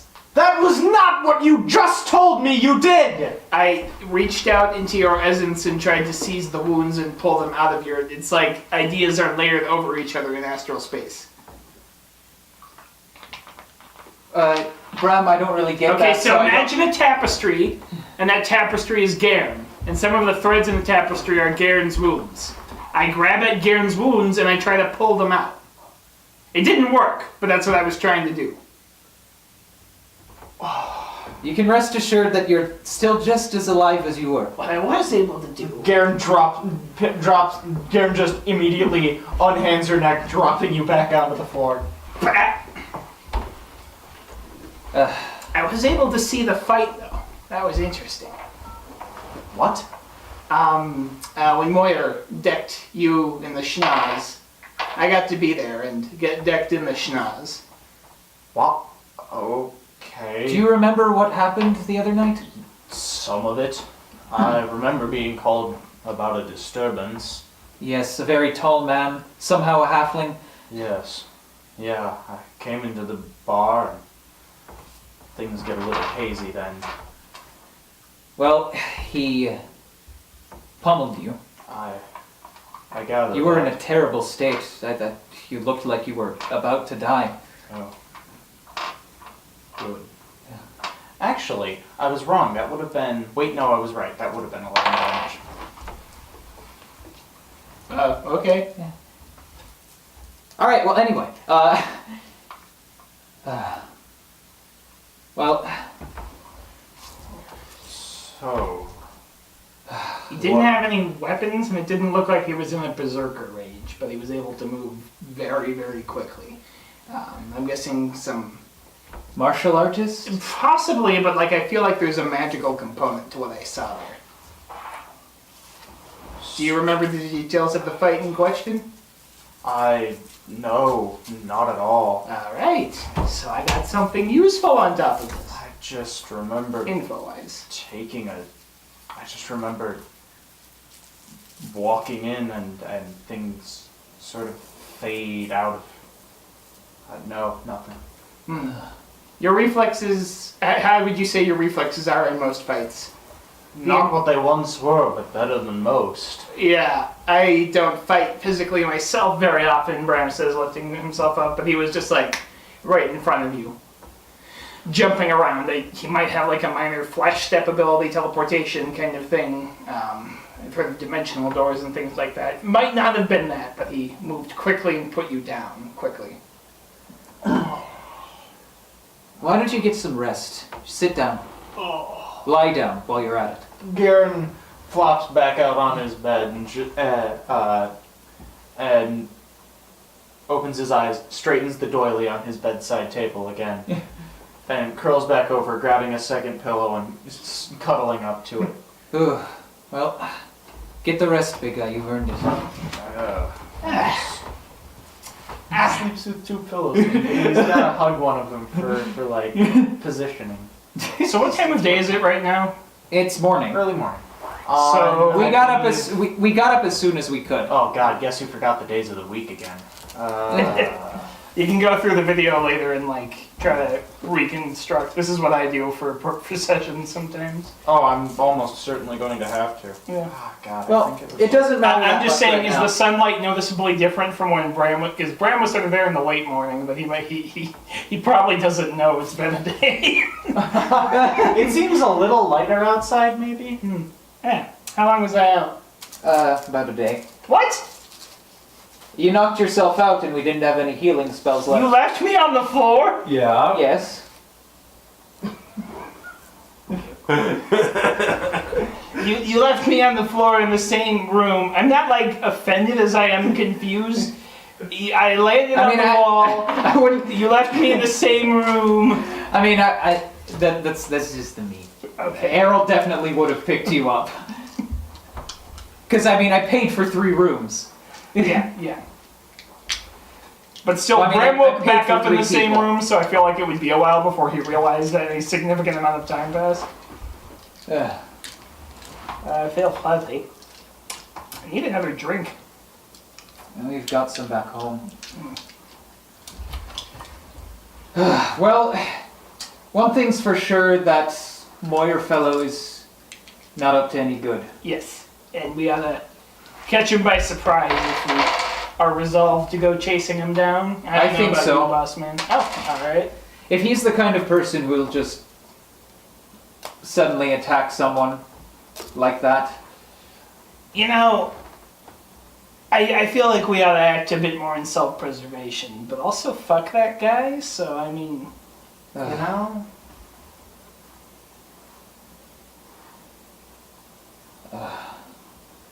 wonder if I can share my experiences with you. what do you mean? Well, I mean, I don't know. You could have like some practical experience to the way he moves if I can sort of transplant the memory secondhand.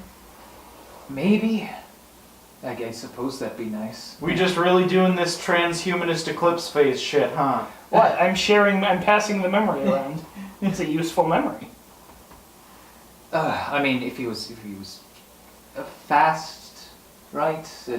Right, but like, Supernaturally so. mhm. But if he expects you to be caught off guard and you know where the hit's going to come from, this might, give you a bit of an advantage early in the fight. Well, I'll at least keep my shield up at all times when I'm... Of course. I'm also just interested to see if I can do it. So, if you want to do some science. I mean, you might get punched by your imagination again. But I'm not sharing Garen's experience. I'm sharing my experience with you. Neither of us got actually punched. All right, let's give it a shot. Do you want to do it right now? Maybe not right now. Garen's watching. Oh, jeez. Forget I even said anything. Lily, have you ever heard of something like this? No. Interesting. We should probably act soon, though. Well, I'm willing to try that if you think it'll give you an edge in the fight. I'm not sure, honestly. My reflexes are pretty bad as it is. I wonder if I can do this to animals. Like if I find a frog. Well, don't get ahead of yourself. Alright. As you as the thought crosses your mind that maybe you could do that to animals, you feel a light itching on the place where you wrote "bent but not broken" on your On my soul astral form. There's just like a light itch, just weird. A good itch, or like a? I mean, itches aren't good, but like, is this a foreboding sense or just like magic tingles? This is something I'm willing to invest like character options and like spell slots into mechanically long term in case you feel like you're just giving me something for free. Like this is an ability that's useful to bring. And you know that would be something I would be very open to, But especially if you're willing to actually devote some mechanical stuff to making it happen. But it's sort of a foreboding. It's just like no, like I'm pulling something, yeah, overexerting myself. Maybe not right now. or not overexerting yourself. Just like a meaningful itch. Just like no, that's something. Yeah. All right. Well, we can talk about how you want to handle this later. All right. Well, I told him to go up the river, so I guess that's our best bet. Should we be doing this? What do you two think? You know, part of me says I would like to stay at home and stay safe, but you know, staying in one place doesn't make you safe in this world. That's true. Realistically, I feel like we're almost more likely to not have to deal with any like fae or random weirdos attacking us if we go after one guy in particular. I mean, maybe it doesn't make sense, but I feel like No, that's no, just the way the world works. I get what you're saying. It's like What? This vaguely in character metagaming bullshit. no. It's Bram like, is like a general like pessimistic view of the world, but I feel like this is like an attitude some people might eventually cultivate in this environment. If you feel like it's bullshit, just oh yeah, like Errol spent like almost 7 years of his life just continually moving because he knows that staying in one place is. isn't this going is to coming solve the from problem. Bram's belief that the world is slightly sentient, just enough so to be vindictive, which is a genuine belief of his. Michael, do to you be feel fair, like not an unreasonable one at all. okay? So you don't feel like I'm being I annoying don't. around? No. I think Bram, given his experiences and given that what Alright. world Tkohl is, I feel like you could totally and reasonably Yeah. have the belief that this world kind of has a consciousness, Yeah. and that consciousness is exclusively focused on Yeah. fucking with you in particular. Yeah, this and it's like that for every single person. The yeah, perversity this world doesn't have any gods, so it hasn't had anybody to tell people how to think about the world. Yeah. So in a closed system, events always proceed towards maximum perversity. Bram's first rule of the universe is fucking you over. Yes. And by perversity, I mean like misanthropic, not that kind of perverse. That would be a different person's first rule of the universe fucking you over. literally. Oh God! There is a god of this world, and it's Tevray! No! Oh man. Man, if I could introduce the first god of this world to be Tevray Arunas. Please no. All right. Please don't. Well, I'm not sure if I would hate it more or less due to the fact that it's Tevray and therefore my fault. The question is, would you hate it more or less than the original concept for half-elves? Like that you two discussed? Or Yeah, like, baby. I thought there was like some buried bit of like D&D lore, because Gary Gygax thought half-breeds should all be insane or something, so they were all... The No. original idea for Tkohl half-elves is that they age, but only in part of their bodies, and they age that part of their body immediately. So they come out. So like half-elves will come out the womb with an old man head and an infant's body. Ew. yeah. Or worse, they will come out with an infant's head and a fully grown elderly body. How does that physically happen? Like, Very rarely and very poorly. This is how I convinced Michael to not go with this plan by simply pointing out that would mean that the most supernatural thing that Lily can do, Is she can have do a just child. by bumping uglies with a human. She has done. Oh man, I can't wait for the Lily's pregnancy scare arc. It'll be every bit as mishandled as Loss.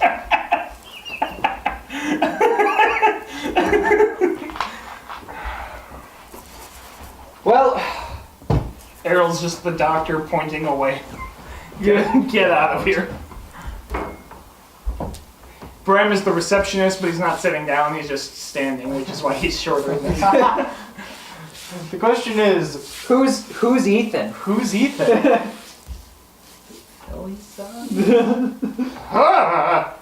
Needle mouth?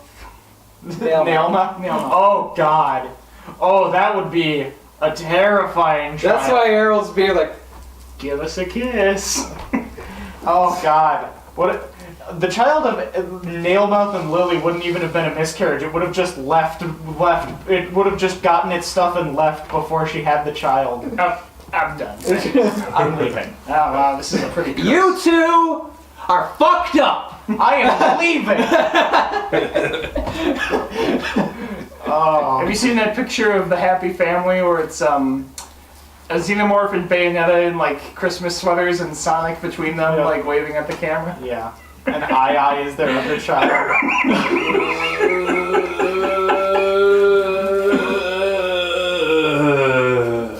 One big happy family. All right, so are we going or not? What do you I feel like feel? we got stupid and worse over the last 2 weeks, and like it's coming out in this session. Yeah. God, this is the shit I designed this game for. Oh well. All right, well, let's just do it. Yeah. Oh boy, we're going on an adventure. Get this boy. Uh, Teach him a lesson. all right, well, he Also Laid a fertilize the thorough crops. fertilized some fucking crops. Alright. So, you're gonna take the river up and... Yeah. Oh, I guess.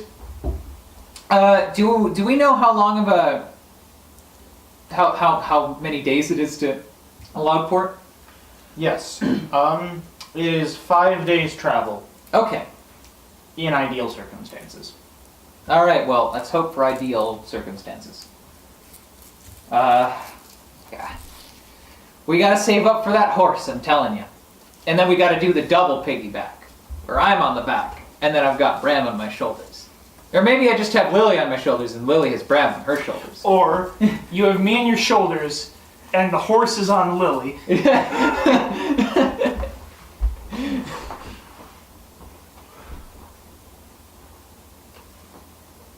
All right. Well, let's keep going. Alright. On the road again. So is this route going to take us through Brook Hill? Yes, it is. Okay. Errol's not going to stick around there for very long. Man, none of us like our family. Errol loves his family. That's why he's not sticking around. Yeah. Because, you know, Ah. nail mouth. He doesn't want Nailmouth to know that he has a mother and father. I feel like that's implied by you existing. He's a fae. Do you think they know those things? Oh, that's true. I hope we don't ever have to explain to Nailmouth where people come from. No. You'll have to explain to Envy where people come from. But he has a father. Yeah. Who is a giant bear. So. And he's an incorporeal Russian. I feel like the birds and the bees might not have been involved in the creation of Envy. I feel like it might have been the Akatas and the Bees Churgers. The birds and the bees Churgers. No. The birds and the bees. I desire precious little for the solstice feast. There is but one thing I require. I desire not gifts to be placed round the hearth and fire. I just want you for my own, more than you could ever know. Make my wish come true. What I want for solstice is you. I hate that. Ba-dum. I hate that Christmas song so much. Okay, it's better than last Christmas. I will not hear you talk shit on my boy GM. Last Christmas. Fuck you, I George gave you Michael my was a heart. masterpiece of a human being. I don't believe deny that, but that song is not a masterpiece of anything. I believe that George Michael had passion when he wrote that song. Mariah Carey's Christmas Abomination is everywhere, and that's what makes it. Something can be more artistically valid but still be a worse production. That is true, given that The Hills and Swalla exist. Oh, we never showed Greer either of those! I don't know if that's an experience he needs to have tonight. Yeah. We can have the argument over which Christmas song is worse later. We should keep going. Yes. Yeah. Alright. Is Okay. there a Christmas like holiday in Dest at all? Kind of depends. Most people, like the biggest celebrations are like the New Year's. But, well, I mean, That's they're probably Gemin season because of how much night there is. yeah. I mean, like at the beginning, like it at each of like the Fine and Gemin's months both have a 3-day period in front of them. Because there's 366 days in the Dest year. I guess this can be cut out. Nobody needs to know this. Yeah, I'm sorry. I just thought there would be a quick answer. We can get back No. to the game. Usually people celebrate the New Year. Okay. And each god sort of has their own Christmas. Because everything. Holiest day. Hey, it's Mr. Opinions. What happens, my Hutus and Tutsis?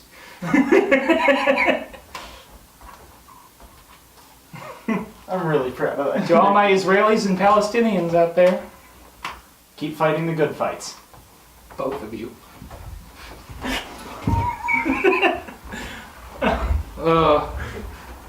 Okay. Well, For let's. the record, just so, before I get a lot of comments in there, I believe the Holy Land properly belongs to the Chinese.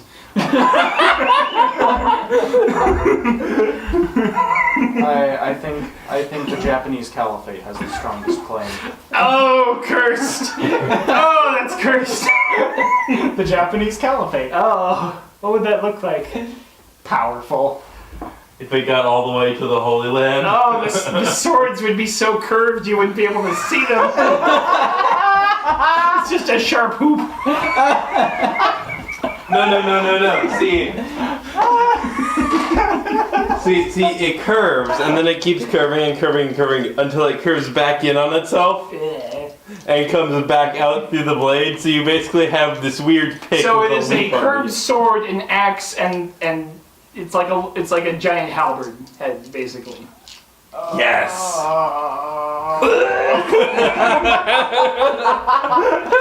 The Japanese Caliphate. It's a giant halberd head that you hold the wrong way. Yes. Banzai Arasama. Oh, Okay. Amaterasu Akbar. Okay. Well, Stop it! This is all getting cut. let's get back to stuff. Yes. I feel like the opener for this episode is just going to be Amaterasu Akbar. No context. Yeah, and then title drop. We're fucking dumb tonight. Yeah, oh my god. Holy shit. Okay. But it's fun. Yeah. All right. So you guys are taking the river up then? Yeah. All right. Third day of this session. You guys set out. Bum. Bum, Ba-da-dum, bum, bum, bum, bum. bum, bum, ba-da-da-dum. So, yeah. Can I just say what I heal up before the next time hit points are going to be relevant? Or Sure, fuck it. I'm going to go for it. All right. We have healing to spare Yep. eventually. So In the off long you run. go up the river on your way to Logport. Yeah. Are there any other stops along the way? Well, there's Brookhill. Yeah, but besides Brook Hill. Not really. Okay. Some towns are further into the woods, but none really along the river. All right. All right. Let's see here. I need to flip the camera lens. Nice. All right. So, well, first of all, day one of traveling. Let's have you all roll survival checks. 15. 1.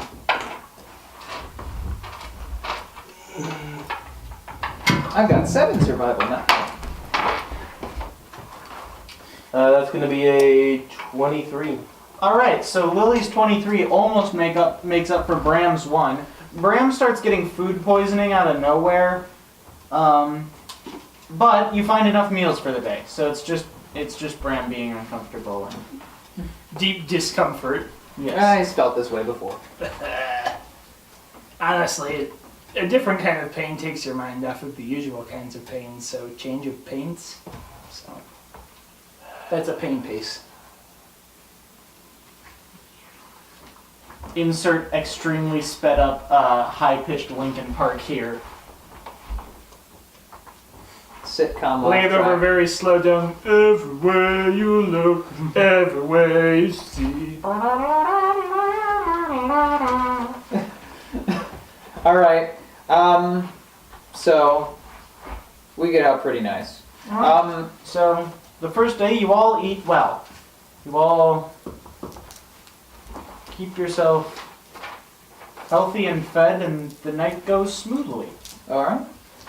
Day 2, as you're walking through the tall trees and along the burbling river, everyone roll perception. Okay. 18. I got 18 as well. I got 26 peasants. All right. So, We all see it pretty well, I imagine.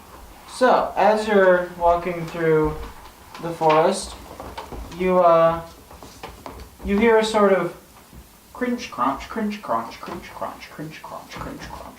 Okay. Sort of a quiet tippity-tapping of feet. Of footses.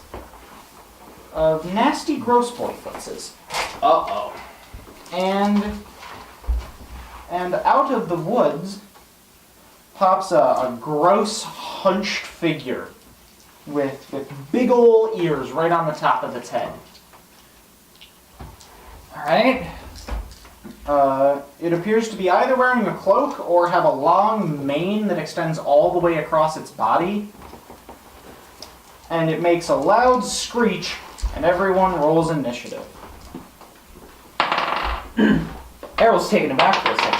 Wow. They just rolled initiative. Well then, 4, 15. I'm pretty sure I'm going first. Oh? Yeah. 22. I'm pretty sure I'm going last. Got a 3. It do be like that sometimes. Alright, Lily got a what? 22? It's okay. I'm Yep. just the big slow fighter. Alright. Bram got what? 15. Not to that. And Errol got 3. Yes. Okay. Lily, you do go first. Okay. Oh wow. Do you have new paper? Oh wow, you remembered what paper was. Good job. You got a fucking notebook. Greer, I'm proud of you. I mean, this is just repurposed from stuff I got from First Student while I was working there. I can live with this. I'm proud of you, Greer. All right. Okay, I'm going to start summoning. What you gonna summon? I don't have to choose that until the spell actually resolves at the beginning of my next turn. Okay. But you're casting Summon Monster 1. Yes. Alright. Who's next? Next is the Fang. The Thang.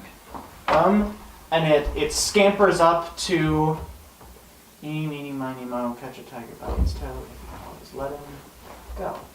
Harold. Okay. And gives a little gurgle gerbil sort of mumbling sound, and does some offensive things. Not in that it makes stereotypes about African Americans. That's not. It does some things Okay. that Oh god. make some jokes in poor taste. Yeah. Uh, Oh fuck, that was a cocked up. Oh no, we found a wild dork. we're not. We don't make jokes in poor taste all the time. Alright, does a 17 hit? Jump cut back to the Japanese caliphate joke. See, I mean, that's not in poor taste. That's I just feel there weird. are so few Japanese Muslims that can't possibly be offended. They're probably just glad we acknowledge their existence. Okay. Cut back to the Israel and Palestine conflict being resolved by the Japanese caliphate. Hey, only one of us made that joke. I'll have you know. Everywhere you look. All right. A 17 is right on top of my armor class. So. Alright, so that does hit. Cool. Alright. Errol is frankly appalled by what this thing has said. You know, there's been too much blood that's been shed over the years. Alright, and that deals 4 damage, and roll a CMD. A CMD? 13. Alright, I'm going to roll a CMD. Alright, it fails that, so you just take 4 damage. All right. And now it, It's Bram's turn. no it's not. Oh, it is not. No it's not. Oh, there's more people. Alright, that doesn't hit. And that doesn't hit. Okay. Very good. Is it Bram's turn now? It is now Bram's turn. Hey Bram, have a turn. Yes, Bram. Are there any Oreos left? Nope. Yeah, I've got some of those chocolate chip cookies from Whole Foods. Alright. And I've still got those peppermint ones. Bram does not like the look of this guy, so he's gonna give it. Yeah, I haven't really touched them since last week, to be honest. I'm sorry you gave them to me, but I just I mean, like, whatever. I haven't been. Bram raises his hand and like tears a shimmering gash in the sky, which wavers for a second and explodes into blinding rainbow light. Color spray. Yes. That's a will save, correct? Uh-huh. DC 13. DC 13 will save.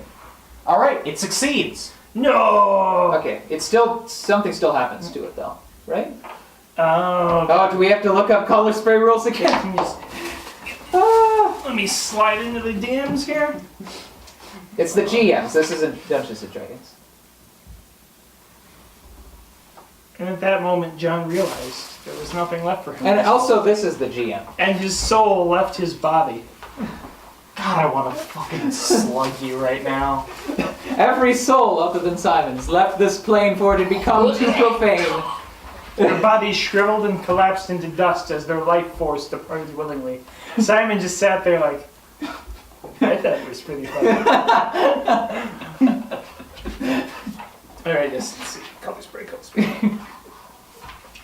Can you describe the thing for me again? Yeah, it is a hunched over being with either a cloak or is that hair? Yeah, I think. It's like bipedal in description. Yeah, it's vaguely bipedal with tiny little Yeah. arms popping out of Yeah, its body.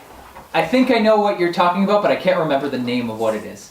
But I At guess the moment, it I'm doesn't kind matter. of picturing like the half-transformed Yarnamites from Bloodborne, like sort of how. More hunched than that. Okay. You know the witch girls who grab you from behind and gouge out your eyes? Oh, okay. Imagine that if it had a giant cloak made of black hair. Yeah, And really like big fur, ears. or might actually just be like their own furry body. Yeah, and like big ears. That's what it was trying to do to me with the grapple, wasn't it? It was trying to do that cheap Nope, fucking roll attack negates. where it's just like. Roll negates. If it passed the save, it gets off. with Okay. nothing. All right. So the being looks up at it, gets hit by it, and manages to close one of its eyes in time, but the other one is in fact blinded. So it closes it, opens the first one, and a third eye on its forehead cracks open, leaving it with the same number of eyes. Ew. Alright, well. My turn? Yes, your turn. Okay, I'm gonna do what I do best. Hitting things with the sword. Shit! Man, I'm so glad my argument with Garen didn't happen while I still had the Book of Smut handy. Alright, that's 18. Does an 18 hit? 18 is right on its AC. Awesome. So, If I can just find my other. Well, I guess.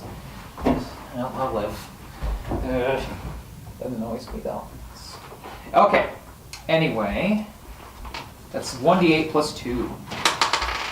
4 damage. Alright. Good.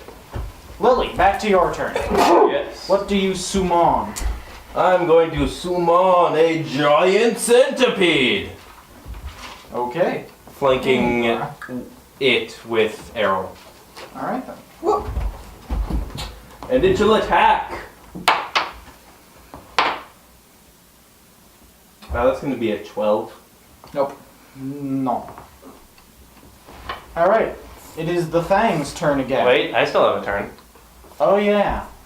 Alright.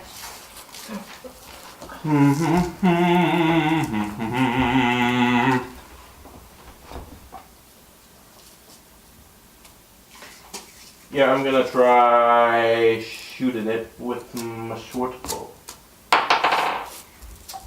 That's a natural 1. Roll to confirm. That's a 16. That would not have hit. Well then. Does anyone have a crit fail table? Alright. Yep, So, as you draw the bow back, the age of the thing finally gets to it, and the 200-year-old wood loses the last of its sapling springiness, and it snaps right in your hands. fuck. Fuck. There is a quiet from the creature. Oh, You want to go? You want to go? I know we're already going, but you want to go? You want to go further? You want to take this relationship You want to take further? this even further outside? I don't know how we can get more Ascends to the outside. astral plane to continue the fight. You want to go in outer space? I guess that's wanna outside. go Two gods' avatars are like getting all up in each other's face on the mortal world. I'm like, you want to take this to the outer planes, buddy? You want you want to shake the heavens, bro? Let's go. Let's throw it out. I'm not mad enough. They just disappear, and you hear distant rumblings. I think the outside of outside is space, at least. Yeah. And then whatever outside is even further from that, I'm sure we'll find in due time. Science will discover. The far realms, obviously. The aberrant nothing. Yeah. All right. So your bow breaks right the fucking half. It does. All right. So, the creature, after giggling at your misfortune in just the most infuriating little fucking voice, goes back to trying to kill you. Well, do your best. Oh my! Well. Hey, would a 19 have hit? Yeah. All right. Well, that's a crit. Do your best. All right. So what does that mean? Like Just double damage. double damage? All right. I mean, is it a particular kind of weapon? No. Okay, if it's natural weapons, then it's time. All right. That is 7 damage. Ouch. And now I'm going to roll its CMB. Does a oh boy. Does a 21 beat your CMD? What do you know? It beats my CMD. Unbelievable. All right. Breathtaking. I cannot breathe. Okay. So now it's just like kind of latched onto you with its mouth. Oh, it's a bite attack? Yeah. Oh, does it have a claw bite? Yes. Okay. Yeah. So And its bite is grab? yes. Alright. So it is just latched onto your leg with its mouth, and then claws. Okay. Twice. Right. Does a 17? Does an 18 hit? Yes. All right. It is hitting a lot of times. All right. That's a 1d3. I don't have a 1d3, but I have a 1d6. All right. That's 2 damage. And I roll its CMB. All right. That does not succeed. It's already grappled me. Yes. Does it want to grapple me further? It has trip on its claws. Oh. Okay. Um, Well then, we're both gonna fall down, buddy. If you're attached to me. yeah, int of 8. Okay, whatever. Alright, and then... Me too. Oh, Okay, that's a 19, which doesn't crit, but it does hit. So, Leave me alone. that is 4 damage. Alright, and roll its CMB. Alright, does a 19 beat? Yes! Oh my god. Alright, so it trips you and falls prone with you. Alright. But we're in a grapple. Congratulations, you played yourself. Alright, so right now I'm writhing on the ground with this horrid closet monster, and I'd appreciate some help. Lily, I do believe this is a humanoid that is prone, and you currently have Not pinned.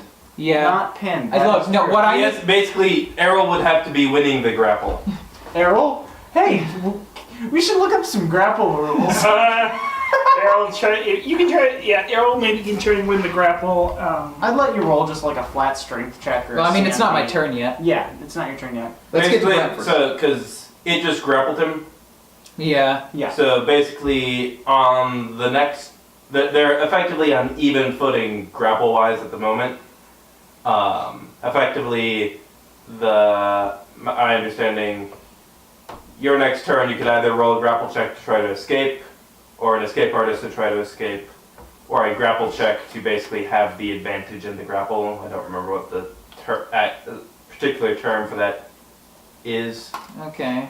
But and then once you have the advantage there, then if he doesn't take it back by your next turn, you can roll another grapple check to pin him. Okay. Well, it's Bram's turn first. I feel like shocking grasp is better here. Like I could try and color spray it again, but Then you'd hit Arrow. yeah. All right, Bram goes. We do have a giant centipede as well. Takes a run up and goes for a kick with a foot crackling with shocking electricity. It's also prone, so your melee attacks are going to be better against it. Yeah, Are you flanking with the centipede? I am now. Yeah. Okay. All right. So what's my total bonus on this? +2 from. The flank, Flank. and then whatever you normally have. Yeah, it should have like a bonus for prone somewhere here. Yeah, let me find that. Prone. -4 to melee and +4 to ranged. Huh? No, no. Thankful. That's No. its AC. Yeah, Yes, it is. it's easier to hit a prone person in melee, but Yes, more it is. difficult to hit. I them in agree. range. Bram has All a right. +4 from that, +2 from the centipede. I'll just notate the +4 on my end.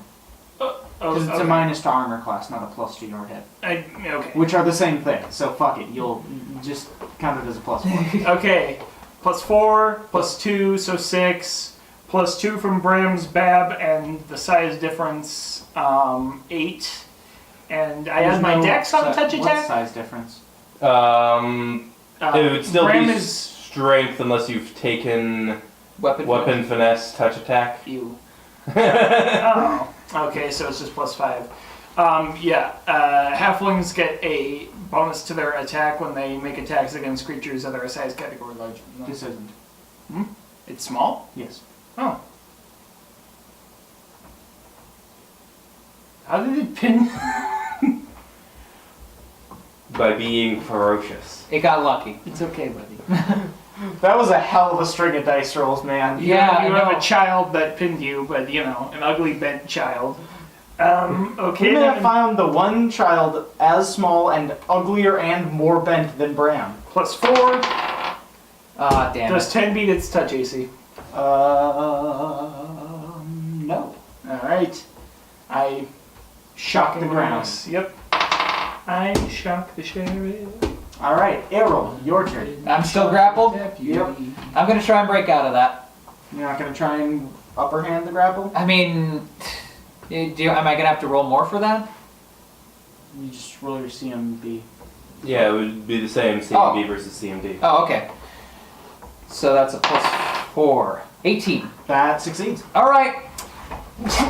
All right, you are now winning the grapple. The creature has a shriek of surprise as Not such a good idea, was it? Who could have foreseen this outcome? there is a steadily rising.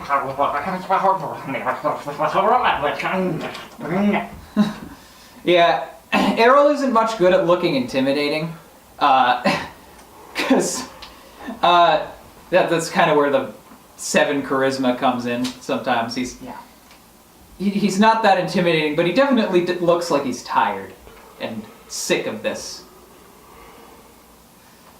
All right, I guess that's my turn, right? Not really anything else I can do at this point. All right, back up to Lily. Let's get that Okay. centipede to do something. Yes. Roll CMB with the centipede. Let's all grapple it.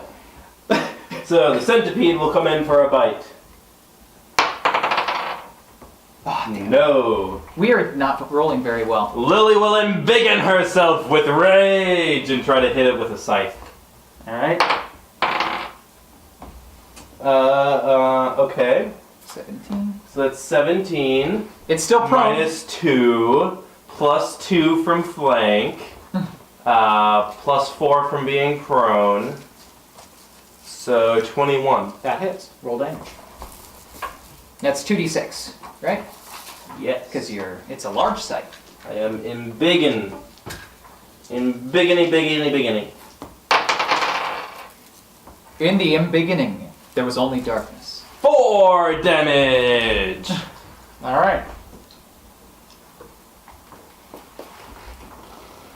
How many rounds per day can I embiggen myself? I can't even remember because I never used this ability. Noble spirit embiggens even the smallest human. Embiggens. That's the word I didn't hear before I moved to Springfield. I don't know why. It's perfectly cromulent.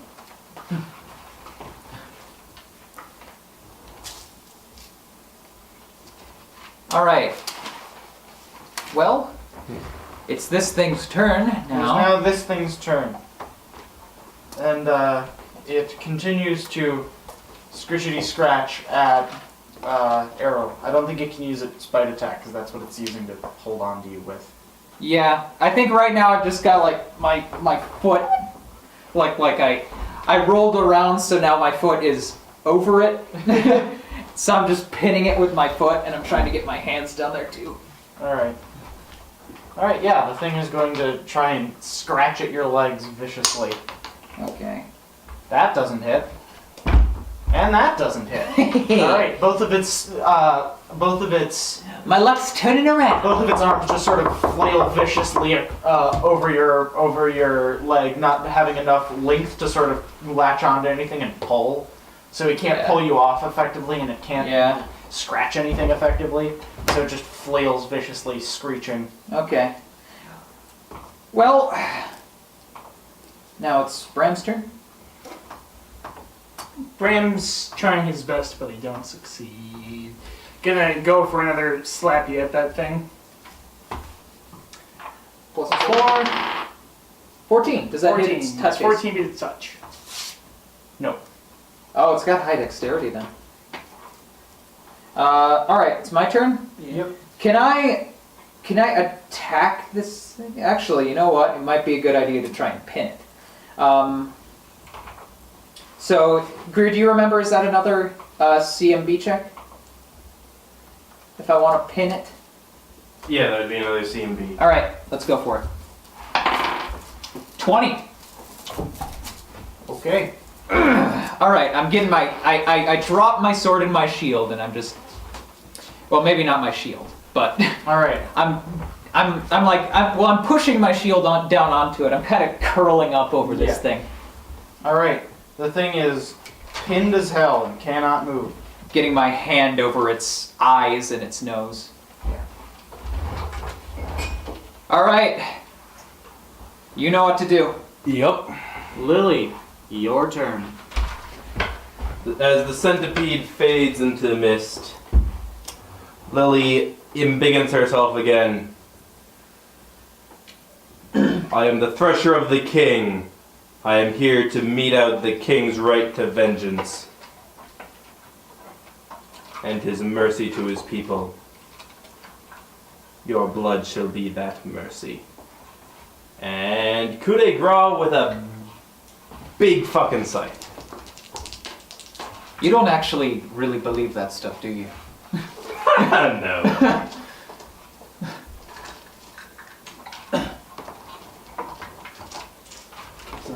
be times 4.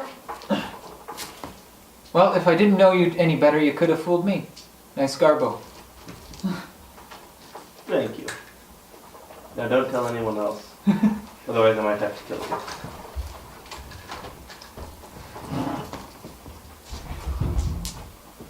All right. That's all ones and twos. Okay. But so- not as it is a non-zero amount of damage. Yes. Because I'm in big end, I have a -2 damage bonus. So times 4, that's -8. I always felt like multiplying that was kind of weird. Oh, I haven't been multiplying that for the monster's crits. I didn't multiply that for the crit on arrow, so. Oh. Whatever. It still takes.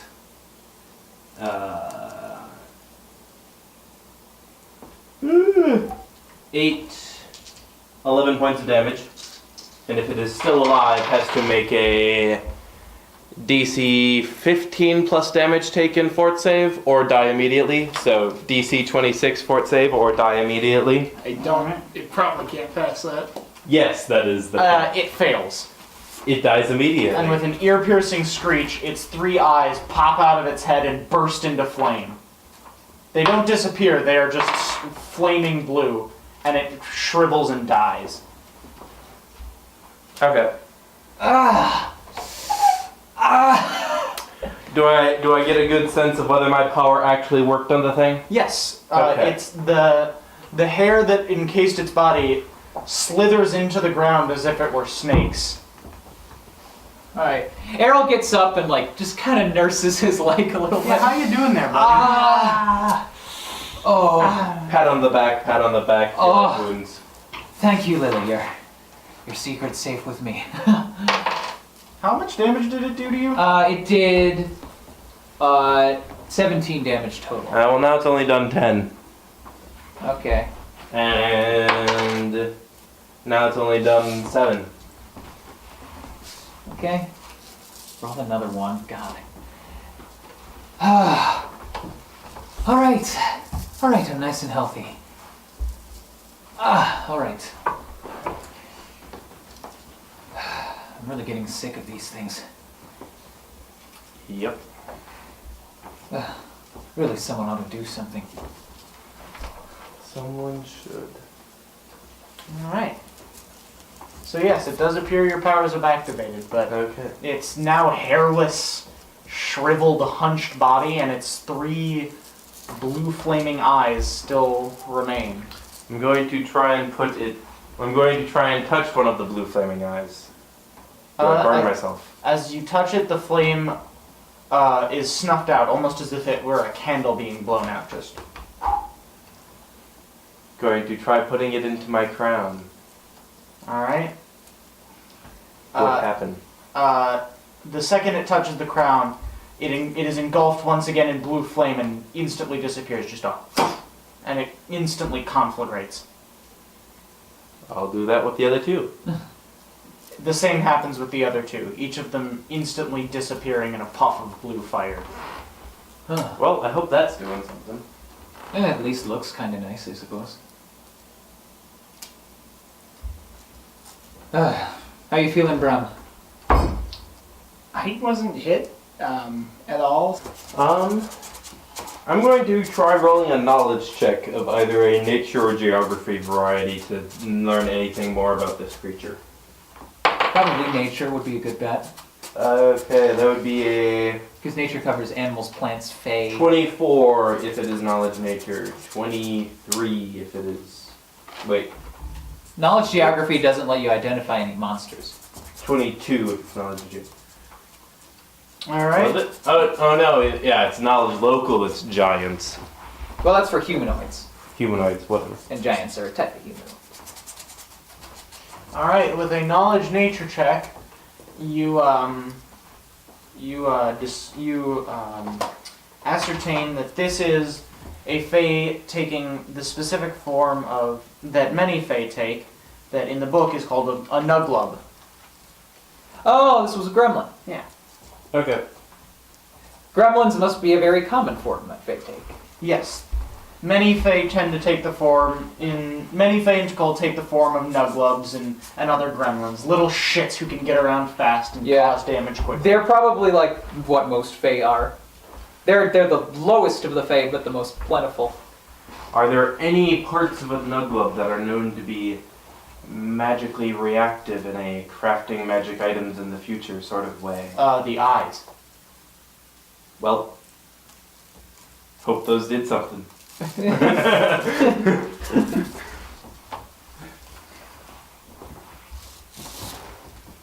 And the hair. Well, Like I said, hope somebody's here to utilize this. the spirit of bountiful the harvest. universe is vindictive and petty. To be fair, the hair is considerably less magically reactive. It's really not worth a ton, like... Yeah. Can I take a look around at the Knuckle? I mean, sure, if you want. Let me just see what it looks like. Let's go. Yeah, so as you can see, it has the 3 eyes, and it had its middle one closed, so when Bram color sprayed it, it got one of its eyes closed in time, but it can't operate them both simultaneously, so it has to close its eyes one after the other.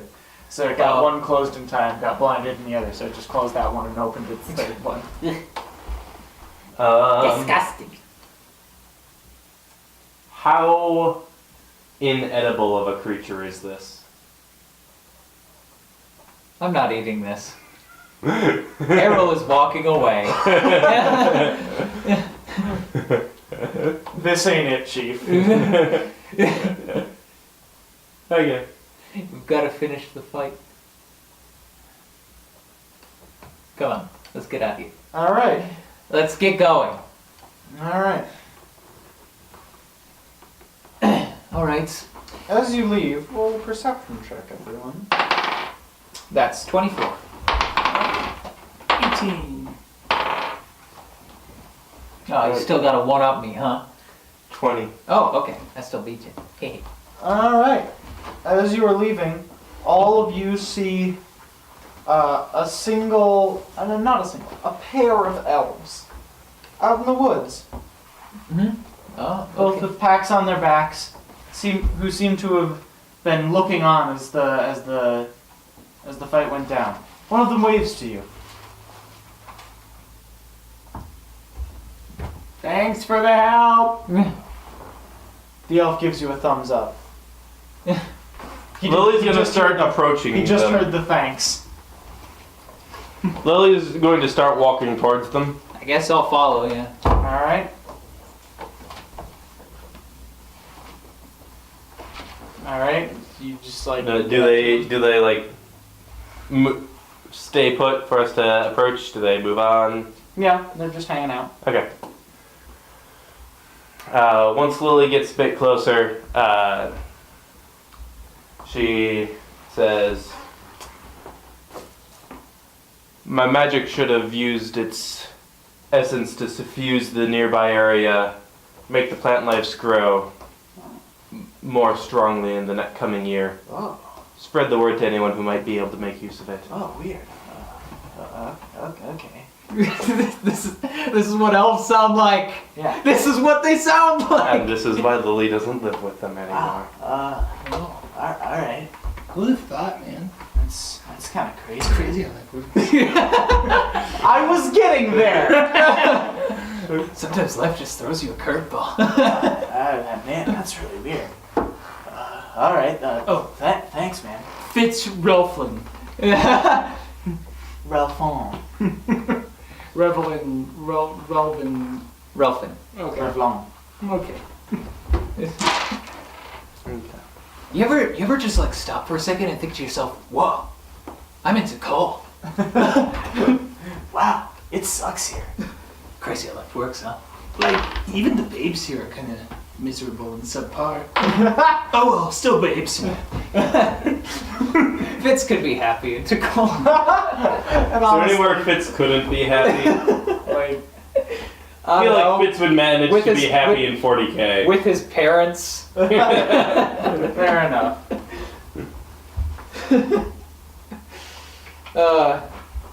Nobody here even knows. None of the 4.2 viewers we've got watching this even know. None of them know. Well, 4 of them do, because it's us 4. I wonder who the 0.2 is. You know what? I think one of our videos has 63 views. Yeah, crazy. Where are they coming from? I don't know. Wait, nope, never mind. I think I'm 0.2 of a person. I must have just watched it 6 times.